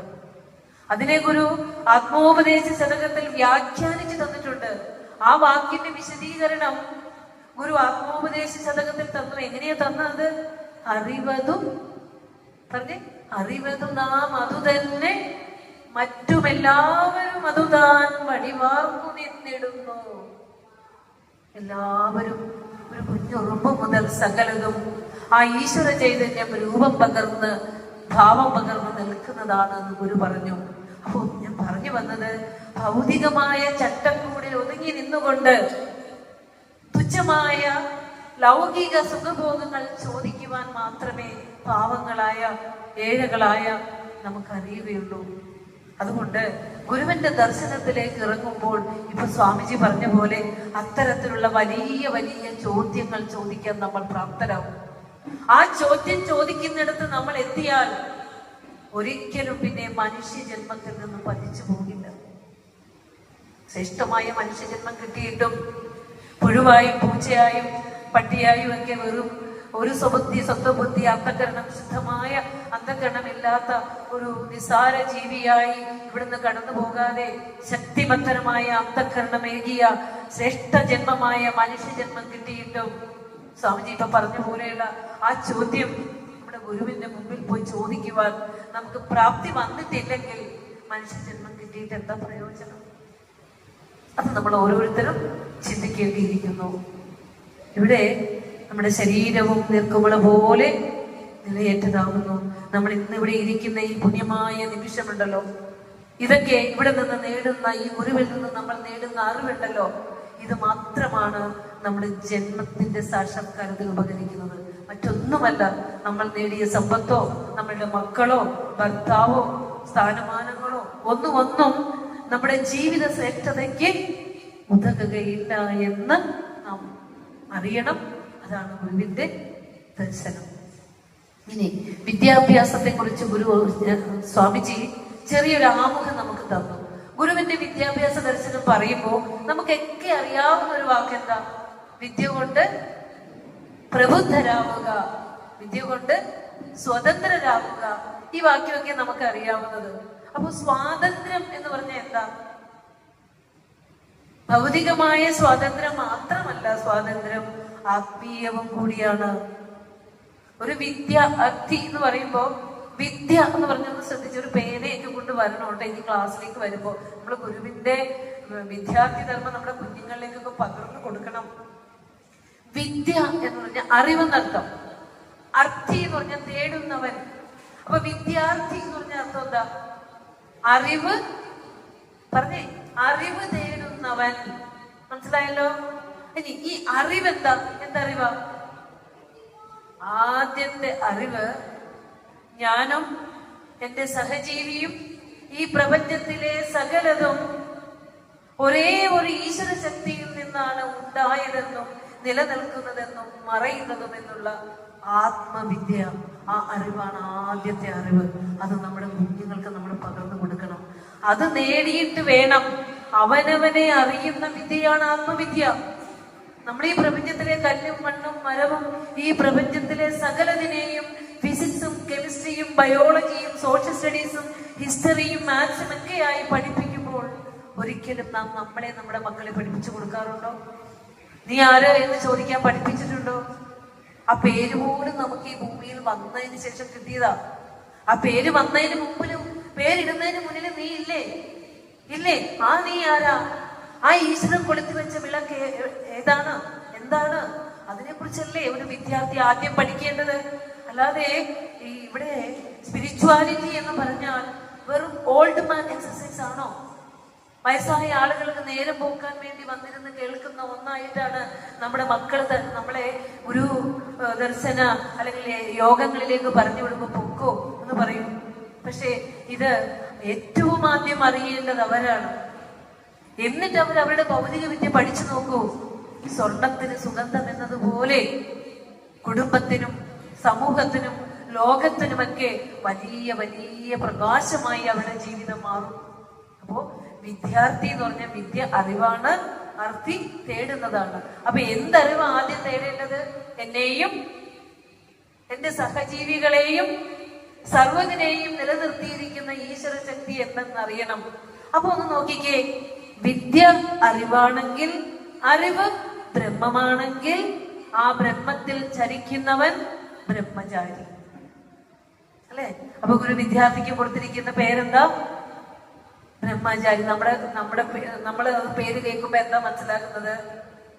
ഒരു പൂജാരി എന്ന് അർത്ഥാക്കുന്നത് അല്ലെ? അപ്പൊ നമ്മുടെ മക്കളുടെ വിദ്യാഭ്യാസ കാലഘട്ടം ബ്രഹ്മചര്യാശ്രമമാണ്. ഏറ്റവും ശ്രേഷ്ഠമായ ആശ്രമമാണ്. ഇനി ഗുരു പറയാണ് പുട്ടുകുറ്റി പോലെയുള്ള വിദ്യാഭ്യാസം എന്ന് പറഞ്ഞത്. ഇന്നത്തെ വിദ്യാഭ്യാസ സമ്പ്രദായത്തെ ഗുരു പറഞ്ഞിരിക്കുന്നു എങ്ങനെ? പുട്ടുകുറ്റി പോലെയുള്ള വിദ്യാഭ്യാസം. എന്താ ഈ പുട്ടുകുറ്റിക്കുള്ള പ്രത്യേകത? കുറച്ച് പുട്ടിടും, അരിപ്പൊടി ഇടും, കുറച്ച് തേങ്ങ ഇടും, പിന്നെ കുറച്ച് അരിപ്പൊടി ഇടും, പിന്നെ കുറച്ച് തേങ്ങ ഇടും. അതുപോലെ ഫിസിക്സ്, കെമിസ്ട്രി, ബയോളജി ഇങ്ങനെ വിവിധങ്ങളായ വിഷയങ്ങൾ പഠിച്ച് അവസാനം പരീക്ഷയാവുന്ന പേപ്പറിലേക്ക് അതങ്ങ് കുത്തിവെച്ചാൽ പിന്നെ ഒഴിഞ്ഞ മനസ്സുമായി പുറത്തേക്ക് ഇറങ്ങുന്ന നമ്മുടെ കുട്ടികൾ. ഒരാളോട് പെരുമാറാൻ അറിയില്ല, ജീവിക്കാൻ അറിയില്ല, ജീവിതത്തിൽ ഒരു പ്രതിസന്ധി വന്നാൽ അതിനെ എങ്ങനെ തരണം ചെയ്യാൻ അറിയില്ല. അതിന്റെ പ്രതിവിധിയായിട്ട് മദ്യത്തിലേക്കും മയക്കുമരുന്നതിലേക്കും ഒക്കെ നടന്നു നീങ്ങുന്നു നമ്മുടെ മക്കൾ. അതുകൊണ്ട് ഭൗതിക വിദ്യയോടൊപ്പം തന്നെ ആത്മീയ വിദ്യയും പറഞ്ഞേ, ഭൗതിക വിദ്യയോടൊപ്പം തന്നെ ആത്മീയ വിദ്യയും നേടേണ്ടതുണ്ട്. നമ്മുടെ മക്കളെ ഗുരുദർശന പഠന ക്ലാസ്സിലേക്ക് വിളിക്കുമ്പോൾ നീ ട്യൂഷന് പൊക്കോ, നീ ഇൻസ്ട്രുമെന്റ് പഠിക്കാൻ പൊക്കോ, നീ പാട്ട് ക്ലാസ്സിൽ പൊക്കോ എന്നൊക്കെ പറഞ്ഞ് അയക്കുമ്പോൾ നമ്മൾ ഓർക്കണം, അവന് ജീവിതത്തിൽ കരഗതമാകാവുന്ന, അവന്റെ ജന്മശ്രേഷ്ഠതയ്ക്ക് ഉതകുന്ന ഏറ്റവും ദിവ്യമായ മുഹൂർത്തത്തെ തള്ളിക്കളഞ്ഞുകൊണ്ടാണ് നമ്മൾ അവനെ പറഞ്ഞു വിടുന്നത്. ഈ കഴിഞ്ഞ ദിവസവും കേട്ടു, ഉന്നത വിദ്യാഭ്യാസം നേടിയ ഒരു കുട്ടി, ഉന്നത വിദ്യാഭ്യാസം അവനെ മുന്നിലേക്ക് വെക്കാൻ ഒരു വ്യക്തി ഇല്ലാത്ത രീതിയിൽ പഠിച്ചു വന്ന കുട്ടിയാണ്. 33 വയസ്സേ ഉള്ളൂ. ഒരു ജോലിയിലും തൃപ്തനല്ല, ഒരു ജോലിയിലും തൃപ്തനല്ല. സമ്പത്തുണ്ടാക്കാൻ മാത്രം മക്കളെ പറഞ്ഞു കൊടുക്കരുത് നമ്മൾ. അവസാനം കഴിഞ്ഞ ദിവസം ആ ജീവൻ പൊലിഞ്ഞു. ആലോചിച്ച് നോക്കൂ, ഒരു കുഞ്ഞിന്റെ ജീവിതത്തെ നിലനിർത്തുന്നതിൽ ഏറ്റവും പ്രധാനപ്പെട്ട അറിവാണ് സ്പിരിച്വൽ പഠനം, ആധ്യാത്മികമായ അറിവ്. ആധുനിക മനഃശാസ്ത്രം പോലും അഭിപ്രായപ്പെടുന്നത് എന്താണെന്നറിയോ? ഒരു കുഞ്ഞിന് ബുദ്ധിവികാസം വേണം, മാനസിക വികാസം വേണം. ഇതിനപ്പുറം ഒരു കുഞ്ഞിന് വേണ്ടത് ആധ്യാത്മികമായ വികസനമാണ്. ഈ വളർച്ചയുള്ള ഒരു കുഞ്ഞ് ജീവിതത്തിൽ ഒരിക്കലും പ്രതിസന്ധികളിൽ തളരില്ല. താങ്ങായി തന്നിൽ തന്നെ ഇരുന്ന് പ്രകാശിക്കുന്ന ഈശ്വരൻ എല്ലാ പ്രതിസന്ധികളെയും തരണം ചെയ്തുകൊണ്ട് തന്നെ കടത്തിവിടുമെന്നൊരു ഉറപ്പ് അവന് വരും. നമ്മുടെ കുട്ടികൾക്ക് ഈ ഉറപ്പ് കൊടുക്കാൻ നമുക്ക് സാധിച്ചിട്ടുണ്ടോ? വരുമ്പോ സ്മൈലിനെയൊക്കെ പോലെയുള്ള സംഘടനകള് നിരവധി നൂറുകണക്കിന് വിദ്യാർത്ഥികളെ ചേർത്ത് വെച്ചുകൊണ്ട് ഓൺലൈനായിട്ടും അല്ലാതെയും ഒക്കെ നമ്മുടെ കുഞ്ഞുങ്ങളെ ഈ ഗുരുവിന്റെ ദർശനത്തിലേക്ക് ഇറക്കിക്കൊണ്ട് വരുമ്പോൾ ഈ ലോകത്ത് വഴിയും വഴികാട്ടിയും വെളിച്ചവുമാകാനുള്ള കുഞ്ഞുമക്കളാണ്. അത്തരത്തിലുള്ള ഏത് പ്രയത്നങ്ങളും അത്യധികം ശ്ലാഘനീയമാണ്. നമ്മൾ എന്ത് പഠനം നമ്മുടെ കുഞ്ഞുമക്കൾക്ക് നഷ്ടപ്പെട്ടു കൊള്ളട്ടെ, ഗുരുവിനെ പഠിക്കാൻ, ഈ മഹാദർശനത്തെ പഠിക്കാൻ ഏതവസരം കിട്ടിയാലും നമ്മുടെ മക്കളെ അവിടെ കൊണ്ട് ഇരുത്തി കൊടുക്കും. അവർ പരീക്ഷയിൽ നേടുന്ന A+ അവരുടെ ജീവിതത്തിന്റെ വിജയത്തിന് ഉതകുകയില്ല എന്ന് നമ്മൾ മനസ്സിലാക്കണം. നിങ്ങൾ അവർക്ക് വേണ്ടി ഒന്നും നേടിക്കൊടുക്കണ്ട, സ്വത്ത് സമ്പാദിക്കണ്ട, വീട് സമ്പാദിക്കണ്ട, കാറ് സമ്പാദിക്കണ്ട. ധനമുണ്ടാക്കുന്ന യന്ത്രങ്ങളാക്കി മാത്രം മാറ്റാതിരിക്കുക. A+ നേടാനുള്ള യന്ത്രങ്ങളാക്കി മാറ്റാതിരിക്കുക. അറിവും വിവേകവും ഉള്ള, സമൂഹത്തിന് ഉതകുന്ന, അന്യജീവൻ ഉതകി സ്വജീവിതം ധന്യമാക്കുന്ന നല്ല മക്കളായി വളരണമെങ്കിൽ തീർച്ചയായും ഗുരുവിന്റെ ശ്രീനാരായണ ധർമ്മത്തിലെ വിദ്യാർത്ഥി ധർമ്മം നമ്മുടെ ഓരോ കുഞ്ഞു മക്കളുടെയും ഹൃദയങ്ങളിലേക്ക് പകരണം. ഗുരു നമുക്ക് പറഞ്ഞു തരുന്നൊരു കാര്യമുണ്ട്. വിദ്യാലയങ്ങളിൽ കുട്ടികളെ ത്യാഗം പഠിപ്പിക്കണം. അമ്മമാരാ കൂടുതൽ ഇവിടെ ഉള്ളത്. ത്യാഗം പഠിപ്പിക്കണം. എന്താ ത്യാഗം? തന്റെ ജീവിതം മറ്റുള്ളവർക്കും കൂടി പ്രയോജനമാകുമാറ് പ്രവർത്തിക്കുക. ക്ലാസ് റൂം ഇട്ട് എല്ലാ കുട്ടികളും പോകുന്നു, നിറയെ ഫാനുകൾ കറങ്ങുന്നു, ലൈറ്റുകൾ തെളിഞ്ഞു കിടക്കുന്നു. അപ്പൊ ആ ഒരു കുട്ടി ഓർക്കുകയാണ്, ഇനി പ്യൂൺ വന്ന് ഇതൊക്കെ ഓഫ് ചെയ്യുമ്പോൾ 2-3 മണിക്കൂറാവും. അത്രയും സമയം വരെ ഈ പാഴാകുന്ന വൈദ്യുതി എന്റെ അച്ഛനും അമ്മയും PTA കൊടുക്കുന്ന ധനം തന്നെയാണ്, അല്ലെ? എല്ലാവർക്കും വേണ്ടി ആ സ്വിച്ചുകൾ ഓഫ് ചെയ്യാൻ ഒരു കുഞ്ഞിന് മനസ്സ് തോന്നിക്കണം. എല്ലാവരും കൈ കഴുകി പോകുമ്പോൾ നമ്മൾ നിത്യം കാണുന്ന നിരവധി ടാപ്പുകളിൽ ഫുൾ ഫോഴ്സിൽ വെള്ളം ഇങ്ങനെ ഒഴുകി പോകുമ്പോൾ ഒരു കുഞ്ഞ് ഒരു ദിവസം ചെന്ന് എല്ലാം അടക്കിയ, ഞാൻ നോക്കുമ്പോൾ ഞാൻ ഗുരുദർശന പഠന ക്ലാസ്സിൽ പഠിപ്പിക്കുന്ന കുട്ടിയെ ചെന്ന് അടക്കിയ, വെള്ളം പോവുക ടീച്ചറെ, ബെല്ലടിച്ചാലും വേണ്ടില്ല എന്ന് കരുതി അത് അടച്ചിട്ട് പോവുക. ആലോചിച്ച് നോക്കൂ. ഇങ്ങനെ നമ്മൾ നമ്മുടെ മക്കളെ ചെറിയ ചെറിയ ചെറിയ ചെറിയ ത്യാഗങ്ങൾ പഠിപ്പിക്കണം. ഒരു നേരം ആഹാരം കഴിക്കാൻ അമ്മയ്ക്ക് വയ്യാതിരുന്നാൽ അത് അഡ്ജസ്റ്റ് ചെയ്യാനുള്ള മനസ്സും ആ അറിവും അവർക്ക് കൊടുക്കണം. അങ്ങനെ ചെറിയ ചെറിയ പാഠങ്ങളിലൂടെ കുട്ടികളെ ത്യാഗം പഠിപ്പിക്കണം. ഒരു പറയാം, സമൂഹത്തിന് വേണ്ടി ജീവിക്കണമെങ്കിൽ നല്ല ത്യാഗം വേണം. ത്യാഗം പഠിപ്പിക്കണം. പിന്നെ ഗുരു ഒരു കാര്യം പറഞ്ഞേ, ധനം വിദ്യയാകും, വിദ്യ സേവനമാകും. ആരോട് പറഞ്ഞതാ ഇത്? കുമാരനാശാനോട് പറഞ്ഞതാ. ഏത് സന്ദർഭത്തിലാ? സഹോദരൻ അയ്യപ്പന് പഠിക്കാൻ പണമില്ലാതെ വിദ്യാഭ്യാസം നിന്നു പോകുന്ന സന്ദർഭത്തിൽ കുമാരനാശാനോട് പറയാണ്, ധനം കൊടുക്കൂ. ആ ധനം വിദ്യയായാൽ ആ വിദ്യ എന്തായി മാറും? ത്യാഗമായി മാറും, സേവനമായി മാറും. മാറിയില്ലേ? ഗുരുവിന്റെ വാണികൾ എവിടെയെങ്കിലും പിഴച്ചോ? ഇല്ലല്ലോ. അതുപോലെ മക്കളെ പഠിപ്പിക്കുമ്പോൾ നമ്മൾ പറഞ്ഞു കൊടുക്കണം, മോനെ നിന്റെ ജീവിതത്തിന് മാത്രമല്ല മറ്റുള്ളവരുടെ ജീവിതത്തിന് വേണ്ടി കൂടി ഉതകുന്നതിന് വേണ്ടിയാണ് നീ വിദ്യാഭ്യാസം ചെയ്യുന്നത് എന്ന് പറഞ്ഞു കൊടുക്കണം. നമ്മളൊന്ന് ഓർത്തു നോക്കിയേ, നമ്മളിപ്പോ ഈ കാലഘട്ടങ്ങൾ മാവുമേൽ എത്രയോ, ഞാൻ എന്റെ ടോപ്പിക്കിലേക്ക് എത്തിയിട്ടില്ല, എത്രയോ മാങ്ങ ഉണ്ടാവുന്നു. ഏതെങ്കിലും ഒരു മാങ്ങ തിന്നിട്ടുണ്ടോ? എന്തിനു വേണ്ടിയാ ഈ മാവ് ഫലം തരുന്നത്? മനുഷ്യർക്ക് വേണ്ടിയാ, മറ്റ് കിളികൾക്ക് വേണ്ടിയും മറ്റ് ജീവികൾക്കൊക്കെ വേണ്ടിയാ. നിറയെ ചക്ക ഉണ്ടായി വരുന്നുണ്ട്. ഏതെങ്കിലും പ്ലാവ് ഒരു ചക്ക തിന്നിട്ടുണ്ടോ? ആർക്ക് വേണ്ടിയാ? എത്ര മനുഷ്യരുടെ വിശപ്പടക്കാം, എത്ര ജീവികളുടെ വിശപ്പ് അത് കൊത്തി തിന്നടക്കാം.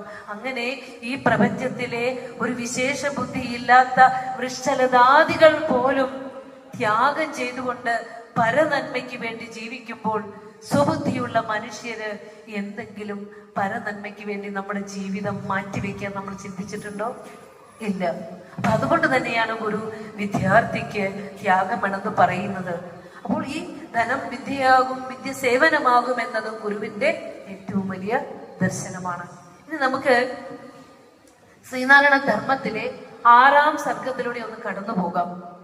അതിൽ പറയുന്നു ബ്രഹ്മചര്യ ആശ്രമം. ആശ്രമങ്ങൾ 4 ഏതൊക്കെ? ബ്രഹ്മചര്യം, ഗാർഹസ്ഥ്യം, വാനപ്രസ്ഥം, സന്യാസം. അല്ലെ ഗുരു നമുക്ക് എത്ര ആശ്രമങ്ങൾ തന്നു? 3 ഏതൊക്കെയാ? ബ്രഹ്മചര്യവും ഗാർഹസ്ഥ്യവും സന്യാസവും. അതിലെ ആശ്രമങ്ങളിൽ ഏറ്റവും ശ്രേഷ്ഠമായ ആശ്രമമാണ് ബ്രഹ്മചര്യം. കാരണം ഒരു വിദ്യാർത്ഥിയുടെ വിദ്യാഭ്യാസവുമായി ബന്ധപ്പെട്ട ആശ്രമമായതുകൊണ്ട് അത് സർവശ്രേഷ്ഠമാണ്. ഇനി ഒരമ്മയ്ക്കും ഒരച്ഛനും കുട്ടിയുടെ ബ്രഹ്മചര്യ ആശ്രമവുമായി ബന്ധപ്പെട്ട് ഒത്തിരി ചെയ്യാനുണ്ട്. ഒരു കുഞ്ഞ് അമ്മയുടെ ഗർഭപാത്രത്തിലേക്ക് ജന്മം കൊള്ളുന്നത് മുതൽ, മനസ്സിലാകുന്നുണ്ടോ? ഒരു കുഞ്ഞ് അമ്മയുടെ ഗർഭപാത്രത്തിലേക്ക് ജന്മം കൊള്ളുന്നത് മുതൽ അമ്മ ആ കുഞ്ഞിനെ പ്രസവിച്ച് പാലൂട്ടി വളർത്തുമ്പോൾ അതിന്റെ ആ പാലുകുടി മുലകുടി മാറുന്നത് വരെയുള്ള കാലഘട്ടത്തിൽ അമ്മ കുഞ്ഞുമായി ചേർന്നിരിക്കുന്നത് കൊണ്ട് കുഞ്ഞിന്റെ ബ്രഹ്മചര്യാശ്രമത്തെ പരിപാലിക്കുന്നതിൽ ആ സമയത്ത് അമ്മയ്ക്കും ബ്രഹ്മചര്യം വേണം. നമുക്കിത് ആരെങ്കിലൊക്കെ പറഞ്ഞു തന്നിട്ടുണ്ടോ? ആരെങ്കിലൊക്കെ പറഞ്ഞു തന്നിട്ടുണ്ടോ ഇത്? ഇല്ല അല്ലെ? പക്ഷെ നമ്മുടെ ഇനിയുള്ള തലമുറകളിലെങ്കിലും ഇതൊക്കെ എത്തണം എന്നുള്ളത് കൊണ്ടാണ് സ്വാമിജി ഇത് തന്നെ വിഷയമാക്കിയിരിക്കുന്നത്. എനിക്ക് തോന്നിയത് ഇത് തന്നെ വിഷയമാക്കിയിരിക്കുന്നത്. അപ്പോൾ കുഞ്ഞിന് ജനനം മുതൽ ഗൃഹസ്ഥാശ്രമം സ്വീകരിക്കുന്നത് വരെയുള്ള കാലഘട്ടം ബ്രഹ്മചര്യാശ്രമമാണ്. ശ്രേഷ്ഠമായ വിദ്യാഭ്യാസ കാലഘട്ടം. ആ സമയത്ത് അമ്മയ്ക്ക് അതിൽ സഹായിക്കേണ്ട സമയം എവിടെ വരുന്നു? ഗർഭപാത്രത്തിൽ ജന്മം കൊള്ളുന്നത് മുതൽ പാലുകൂടി തീരുന്നത് വരെയുള്ള കാലത്ത് അച്ഛനും അമ്മയും നിയന്ത്രിത ചിത്തരായി ജീവിക്കണം. പിന്നെ ഗുരു പറയാണ് ആ പഞ്ചമാബ്ദം പ്രയംനൈവ ശിശും ദേവമിവാചരേ താവത് ബുദ്ധി സംസ്കാരം കുർവീത ജനനീ സ്വയം. അമ്മ, home is the first school and mother is the first teacher. അല്ലെ? അപ്പൊ പറയാണ് ആ പഞ്ചമാബ്ദം 5 വയസ്സ് വരെ എഴുതി വെച്ചോളും. നമ്മുടെ വീട്ടില് ഒരു വലിയ കാർഡ്ബോർഡ് എടുത്ത് നല്ല തെളിച്ചത്തിൽ എഴുതി വെക്കുക. ഇനി ഒരു തലമുറ ജനിച്ചു വീഴുമ്പോൾ അവരെല്ലാം ഈ വെളിച്ചത്തിലേക്ക് വരട്ടെ. ഇപ്പൊ നമ്മുടെ മക്കളെ ഗുരുദർശന പഠന ക്ലാസ്സിലേക്ക് വിളിച്ചാൽ അവർ തിരിഞ്ഞു പോകും. കാരണം എന്താ? അവരെ നിർബന്ധിച്ച് വിളിക്കണം. പക്ഷെ ഈ 5 വയസ്സ് വരെ ഒരു മാതാവ് ഒരു കുഞ്ഞിന്റെ ബുദ്ധി സംസ്കാര ക്രിയം ചെയ്യണം എന്നാ പറയാ. പ്രേംനൈവ, സ്നേഹത്തോടെ നല്ല മാതൃകകൾ കാണിച്ചു കൊടുക്കണം. നല്ല വസ്ത്രങ്ങൾ ധരിപ്പിച്ച് ലോകത്തിന് മാതൃകയായ ഗുരുക്കന്മാരുടെ പടങ്ങൾ കാണിച്ചു കൊടുക്കണം. അവരെ സംബന്ധിച്ച കഥകൾ പറഞ്ഞു കൊടുക്കണം. ഭക്തി തൊഴാൻ പഠിപ്പിക്കണം. പാദ നമസ്കാരം ചെയ്യാൻ പഠിപ്പിക്കണം. ശുദ്ധി പഠിപ്പിക്കണം. നാമം ചൊല്ലാൻ പഠിപ്പിക്കണം. അവ്യക്തമായിരിക്കും ചൊല്ലുക, അല്ലെ? അവ്യക്തമായിരിക്കും അവർ ചൊല്ലുക. പക്ഷെ അതിനു വേണ്ടി നമ്മൾ ആ കുട്ടികളെ അതിലേക്ക് കൈപിടിച്ച് നയിക്കണമെങ്കിൽ നമ്മൾ ആദ്യം പ്രാർത്ഥിക്കുന്നവരായി മാറണം. വിളക്ക് വെച്ച് പ്രാർത്ഥിക്കുന്ന സംസ്കാരമുള്ള ഒരു വീട്ടിലെ കുട്ടി തീർച്ചയായും നാമം ജപിക്കും, ഒരു സംശയമില്ല. അപ്പൊ അമ്മയുടെ മനസ്സ്, ആ ശ്രദ്ധ മുഴുവൻ ആ കുഞ്ഞിലുണ്ടാകണം. ദേവമിവാചരെ എന്നാ പറഞ്ഞ്. കാരണം കുഞ്ഞിന്റെ വാസന ബലപ്പെടാത്ത സമയമായതുകൊണ്ട് ഒഴിഞ്ഞ ക്യാൻവാസ് പോലെ, വെളുത്ത ക്യാൻവാസ് പോലെ ആ നിഷ്കളങ്കമായിരിക്കുന്ന ആ കുഞ്ഞിന്റെ ഹൃദയത്തിലേക്ക് നല്ല പാഠങ്ങൾ പകർന്നു കൊടുക്കുമ്പോൾ ആ കുട്ടി എത്ര ശ്രേഷ്ഠനായി വളരും. ഒരിക്കൽ പോലും അവൻ കാണാൻ പാടില്ലാത്ത കാഴ്ചകൾ കാണുകയോ കേൾക്കാൻ പാടില്ലാത്ത വർത്തമാനങ്ങൾ കേൾക്കുകയോ പാടില്ല. അത്രയും ശ്രദ്ധ വേണം. അതിനുശേഷം ആ കുഞ്ഞു വളർന്നു വരുമ്പോൾ അവനെ നിങ്ങൾ ഗുരുദർശന പഠന ക്ലാസ്സിലേക്ക് വിളിക്കേണ്ടി വരില്ല. എനിക്ക് പോകണമെന്ന് അവൻ പറയും. അവന് ഏത് പിശാചിന്റെ ഇടയിലാണ് വിദ്യാഭ്യാസം ചെയ്യുന്നതെങ്കിലും അവിടെ നിന്ന് അവൻ ഓടിപ്പോരും. കാരണം എന്താ? അവന് സംസ്കാരം നമ്മൾ കൊടുത്തു കഴിഞ്ഞു. അല്ലെ? അപ്പൊ ഒരു പോയിന്റായി പറഞ്ഞേ, 5 വയസ്സ് വരെ കുഞ്ഞിനെ ദേവനെ പോലെ പരിപാലിക്കണം.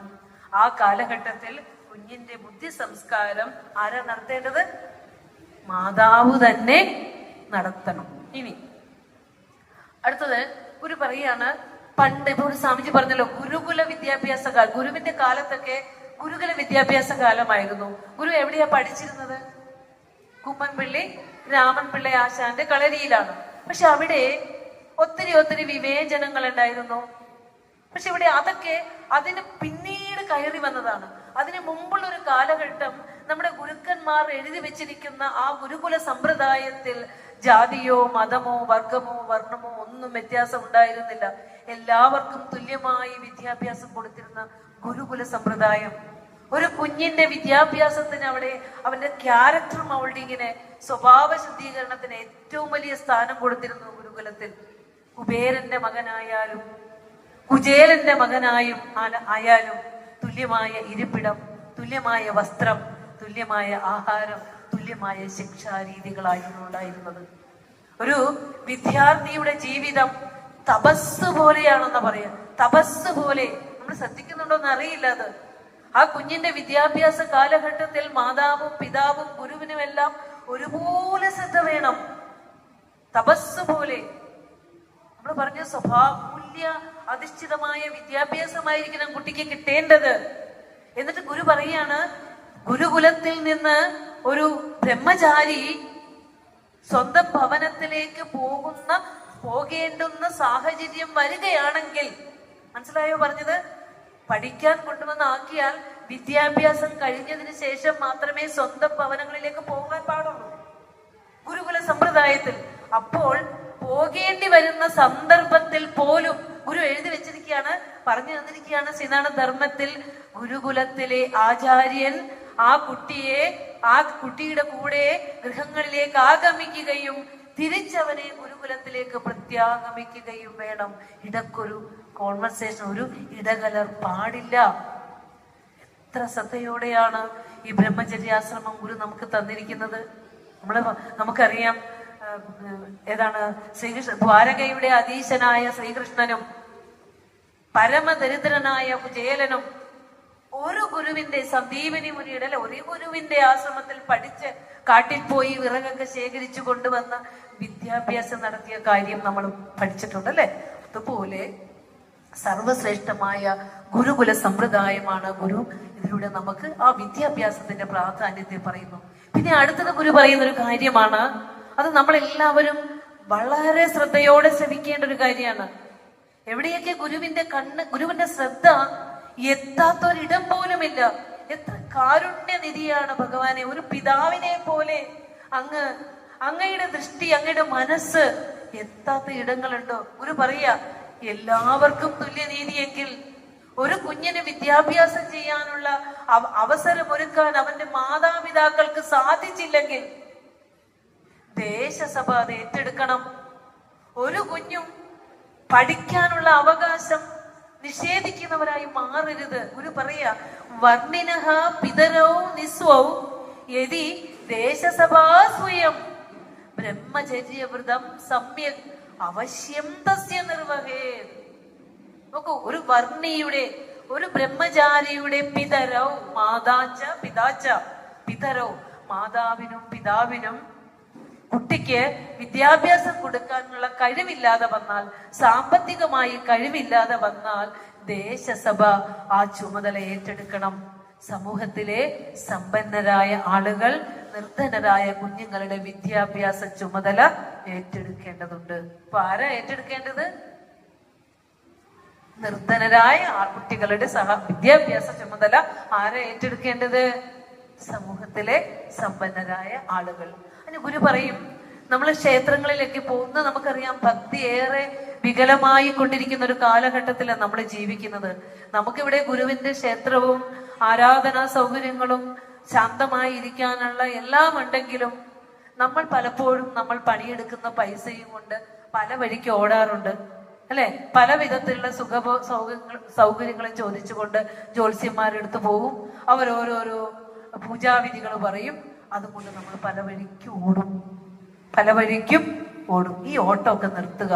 ഗുരുവിന്റെ സന്നിധിയിൽ ജ്ഞാനത്തിന് മാത്രമേ പ്രാധാന്യമുള്ളൂ. നമ്മുടെ ജീവിതത്തിൽ നമുക്ക് വരാനുള്ള സകല പ്രാരബ്ധ കർമ്മങ്ങളും നമ്മുടെ ശരീരം മൗൾഡ് ചെയ്തപ്പോൾ ഇട്ട് കഴിഞ്ഞു. ഇനി നമ്മുടെ തുച്ഛമായ ധനം കൊടുത്ത് ഈ ലോകത്ത് നമുക്ക് വേണ്ടി ഒന്നും നേടാനില്ലെന്ന് അറിയുക. പിന്നെ നമ്മളുടെ പണിയെടുക്കുന്ന പൈസയുടെ ഒരംശം ദേവഗണമായി വീട്ടേണ്ടി വരുമ്പോൾ അത് നമ്മൾ ജീവിക്കുന്ന പ്രാദേശികമായ ക്ഷേത്രങ്ങളിലെ ഭണ്ഡാരങ്ങളിൽ മാത്രം ഇടുക. ഇനി ഏതെങ്കിലും ഒരു ക്ഷേത്രത്തിൽ പോകണമെങ്കിൽ വണ്ടിക്കാശ് എടുത്ത് പിടിച്ചിട്ട് ബാക്കി പൈസ അവിടെ വഴിപാട് കഴിക്കാനുള്ള പൈസ അവിടെ സങ്കല്പിച്ചുകൊണ്ട് ഗുരുവിന്റെ ആ സന്നിധിയിലേക്ക് സമർപ്പിക്കുക. മനസ്സിലാവുന്നുണ്ടോ പറയണത്? ഒരു 10 പൈസയും ഈ കോമ്പൗണ്ട് വിട്ട് പുറത്തേക്ക് പോകരുത്. ഈ കഴിഞ്ഞ ദിവസം ഒരു വേദിയിൽ പോയപ്പോ എന്നെ വല്ലാതെ കരയിപ്പിച്ചു. ഒരു ടോയ്ലറ്റ് പോലും ഇല്ലാത്ത ഒരു ശാഖ. നമ്മൾ ചെന്നപ്പോ ടോയ്ലറ്റ് എവിടെ ചോദിച്ചപ്പോ അദ്ദേഹം വല്ലാതെ വിഷമിക്കുക. പറയാണ്, ടീച്ചറെ 1.25 ലക്ഷം രൂപ ശമ്പളം കിട്ടി നമ്മുടെ ശാഖയിലെ കുടുംബത്തിലെ ഒരാൾക്ക്, ഒരു കുട്ടിക്ക് എല്ലാം കിട്ടി. ആദ്യത്തെ ശമ്പളം തൊട്ടടുത്തുള്ള ക്ഷേത്രത്തിൽ, ഞാൻ പേരൊന്നും പറയുന്നില്ല, തൊട്ടടുത്തുള്ള ക്ഷേത്രത്തിൽ 1.25 ലക്ഷം രൂപയും കൊടുത്തു. അതുകൊണ്ട് ഇപ്രാവശ്യം SNDPക്കും പൈസ ഇല്ല. ആലോചിച്ച് നോക്കൂ. തുച്ഛമായ ആ ഒരു പരിധിയിൽ നിന്നുകൊണ്ട് എത്രയോ ജ്ഞാനദാന യജ്ഞങ്ങൾ നടത്തുന്ന ആ ഒരിടത്തേക്ക് കൊടുക്കാൻ പൈസയില്ല. അപ്പൊ അവരെന്താ ധരിക്കുന്നത്? നമ്മളെ ദൈവത്തിന് കൈക്കൂലി കൊടുത്തിട്ട് ദൈവം ജോലി കൊടുത്തെന്നാണ്. ഇത്തരത്തിലുള്ള നിരക്ഷരരും ഭക്തിയുടെ കാര്യത്തിൽ അജ്ഞരുമായി നമ്മൾ മാറരുത് എന്ന് മാത്രമേ പറയാനുള്ളൂ. അപ്പോൾ നമ്മളെ ഗുരുവിന്റെ വിദ്യാഭ്യാസ ദർശനം അല്ലെങ്കിൽ ബ്രഹ്മചര്യ ആശ്രമത്തെ കുറിച്ചാണ് പറഞ്ഞുകൊണ്ടിരിക്കുന്നത്. അപ്പോൾ ഒരു കുട്ടിയുടെ വിദ്യാഭ്യാസം ചെയ്യാനുള്ള ചുമതല, അപ്പൊ പറഞ്ഞു വന്നത് ഇതിലേക്ക് എത്താം. അങ്ങനെ നമ്മൾ നമ്മുടെ ക്ഷേത്രങ്ങളിൽ നിക്ഷേപിക്കുന്ന പൈസ, ദേവന് പൈസ വേണോ? ഗുരുവിന് നമ്മുടെ പൈസ വേണോ? ദേവന് നമ്മുടെ പൈസ വേണോ? പറ. ആ പൈസ എന്തിനു ഉപകരിക്കാനാ? ആ ക്ഷേത്രത്തിന്റെ പുരോഗതിക്കും ഇവിടെ ജീവിക്കുന്ന മനുഷ്യരുടെ പുരോഗതിക്കും. അപ്പൊ ഗുരു പറയാണ്, ക്ഷേത്രത്തിൽ വരുന്ന സമ്പത്ത് ഈ പ്രദേശത്തെ നിർധനരായ കുട്ടികളുടെ വിദ്യാഭ്യാസ ചെലവിനും ഇവിടെ മറ്റ് വ്യവസായങ്ങൾ തുടങ്ങുന്നതിനും ഉപയോഗപ്പെടുത്തണം. അന്തിത്തിരി കത്തിക്കാനിടയില്ലാത്തടുത്തുനിന്ന് നമ്മൾ സമ്പാദിക്കുന്ന പൈസയുമായി ഓടുമ്പോൾ ദയവ് ചെയ്ത് ഇനിയെങ്കിലും ദൈവത്തിന് നമ്മുടെ പൈസ വേണ്ട, പക്ഷെ നമ്മൾ ജീവിക്കുന്നിടം മനോഹരവും ശാന്തവുമാക്കി വെക്കാനുള്ള ഉത്തരവാദിത്വം നമുക്കുണ്ട്. അതൊരു ദേവഗണത്തിന്റെ പേരിൽ നമ്മൾ ചെയ്യേണ്ടതുണ്ട്. അതുകൊണ്ട് ഭക്തിയെ കുറിച്ചുള്ള നല്ല പാഠങ്ങൾ നമ്മൾ മനസ്സിലാക്കേണ്ടത് തന്നെയാണ്. ഒരു പറയാണ്, വിദ്യാഭ്യാസം മാനവശേഷി വികസനത്തിന്റെ ഭാഗമാണ്. ഉത്തമരായ പ്രജകളെ സൃഷ്ടിക്കുക എന്നുള്ളത് ഒരു ദേശത്തിന്റെ, ഒരു രാഷ്ട്രത്തിന്റെ കടമയാണ്. അതുകൊണ്ട് ഗുരു പറഞ്ഞത് വിദ്യാഭ്യാസത്തിന്റെ ചുമതല ആർക്ക് കൊടുക്കണം എന്നാ പറഞ്ഞത്? സമൂഹത്തിലെ സമ്പന്നർ ഏറ്റെടുത്ത് നടത്തണമെന്ന് പറഞ്ഞത്. ഗുരു ഇത് പറയുക മാത്രമാണോ ചെയ്തിട്ടുള്ളത്?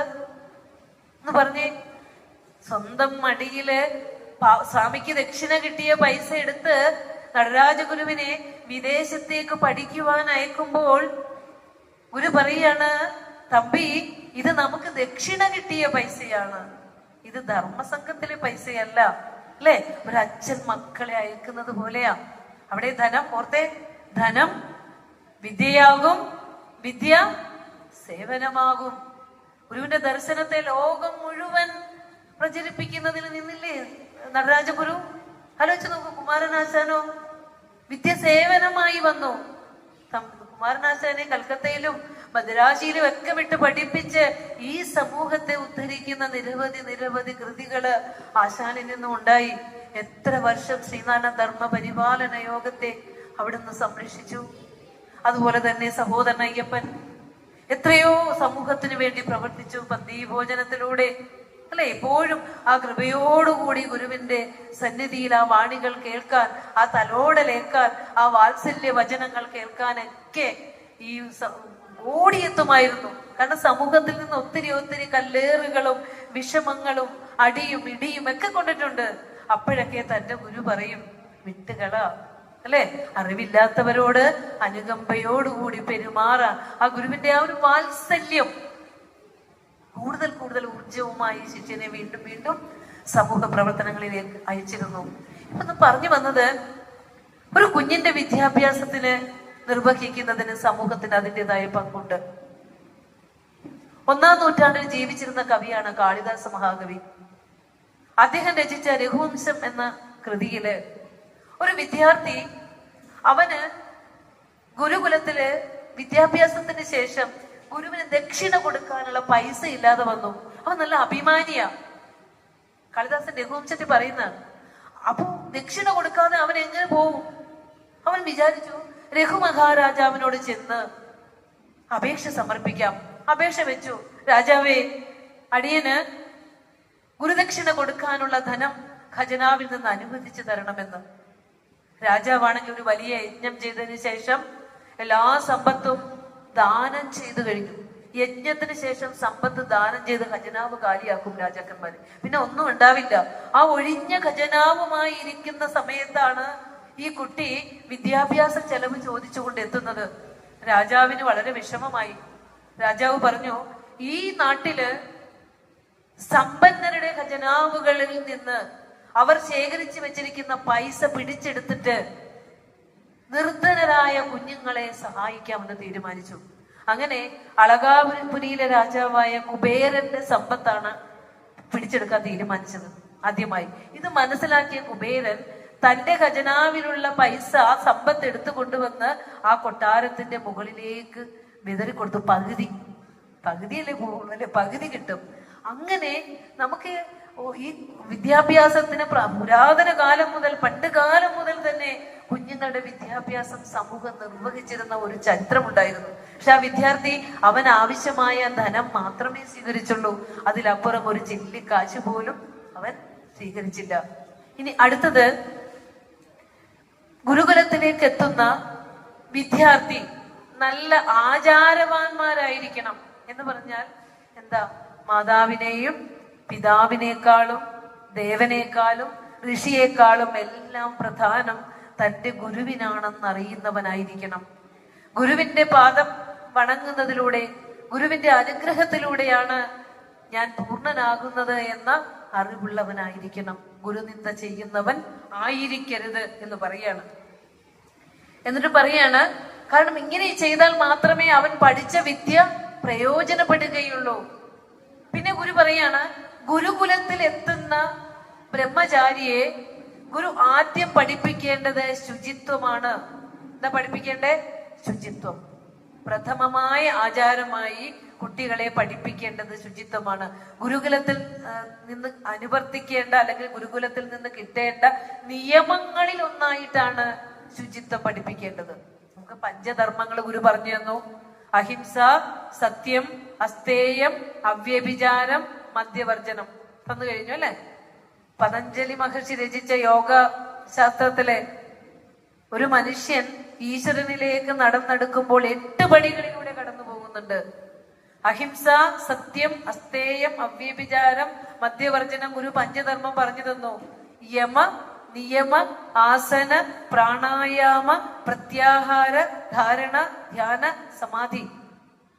ആ 8 അംഗങ്ങളിലൂടെ ഒരു മനുഷ്യൻ ജീവിതത്തിന്റെ ആ സാക്ഷാത്കാരത്തിൽ എത്തുന്ന നിയമമാണ്. അതിലെ യമം ഗുരു പഞ്ചധർമ്മമായിട്ട് തന്നു. അടുത്തതാണ് നിയമം. ആ നിയമത്തിൽ ആദ്യം വരുന്നതാണ് ശൗച, സന്തോഷ, തപഹ, സ്വാധ്യായ, ഈശ്വര പ്രണിധാനാനി നിയമഃ. കണ്ടോ? വേദാഗമസാരങ്ങൾ അറിഞ്ഞൊരുവൻ താൻ വേദാദികൾ കൈവിട്ടു ജയിപ്പൂ ഗുരുമൂർത്തേ. വേദാഗമസാരങ്ങൾ അറിഞ്ഞ ഗുരു പറയാണ്, ശുചിത്വം പ്രഥമമായ ആചാരമായി കുഞ്ഞിനെ പഠിപ്പിച്ചു കൊടുക്കണം. ശുചിത്വം എത്ര വിധമുണ്ട്? ബാഹ്യ ശുചിത്വമുണ്ട്, എന്താ ടീച്ചറെ? ആന്തരിക ശുചിത്വമുണ്ട്. ബാഹ്യ ശുചിത്വം നമുക്ക് എങ്ങനെ നേടാം? നല്ല സോപ്പൊക്കെ ഉപയോഗിച്ച് കുളിച്ച് അലക്കിയ വസ്ത്രമൊക്കെ ഇട്ട് അല്ലെ നമുക്ക് ശുചിത്വം നേടാം. അഴുക്കടിഞ്ഞുകൂടുന്ന ശരീരാവയവങ്ങളൊക്കെ വൃത്തിയാക്കി 2 നേരമൊക്കെ കുളിച്ച് നമുക്ക് ശരീരത്തെ വൃത്തമാക്കാം. പക്ഷെ ആന്തരിക ശുചിത്വം എങ്ങനെ വരും? മനസ്സ് ശുദ്ധമാകണം അല്ലെ? മനോമാലിന്യങ്ങളിൽ നിന്നുള്ള മുക്തിയാണ് ആന്തരിക ശുദ്ധി. അതിന് മനസ്സിൽ സത്യനിഷ്ഠരാകുക. ഏതൊക്കെയാണ് നമ്മുടെ മനസ്സിനെ ചീത്തയാക്കുന്ന കാര്യങ്ങള്? കാമം, ക്രോധം, ലോഭം, മോഹം, മതം, മാത്സര്യം. കാമം എന്ന് പറഞ്ഞ എന്താ? എല്ലാ തരത്തിലുള്ള ആഗ്രഹങ്ങളും വരും. ക്രോധം എന്ന് പറഞ്ഞ എന്താ?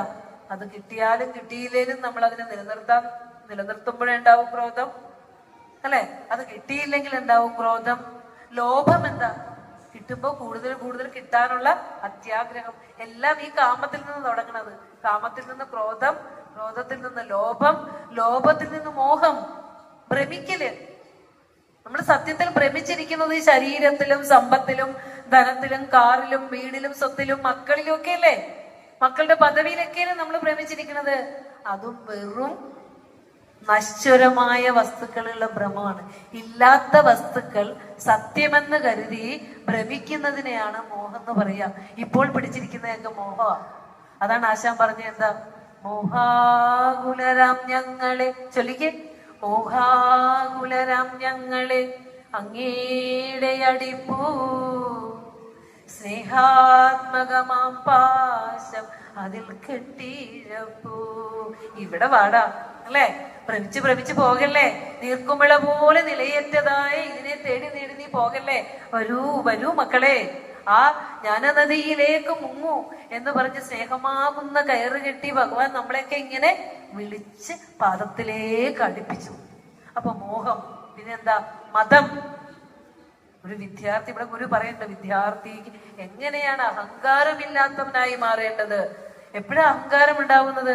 ഈ ശരീരം എന്റെയാണ്, എന്റെ ബുദ്ധിശക്തി കൊണ്ട്, എന്റെ സമ്പത്ത് കൊണ്ട് ഞാൻ നേടിയ ഈ വിദ്യ എന്ന് നാം അഹങ്കരിക്കുമ്പോൾ ഈ ശരീരം പോലും നമ്മുടെയല്ല.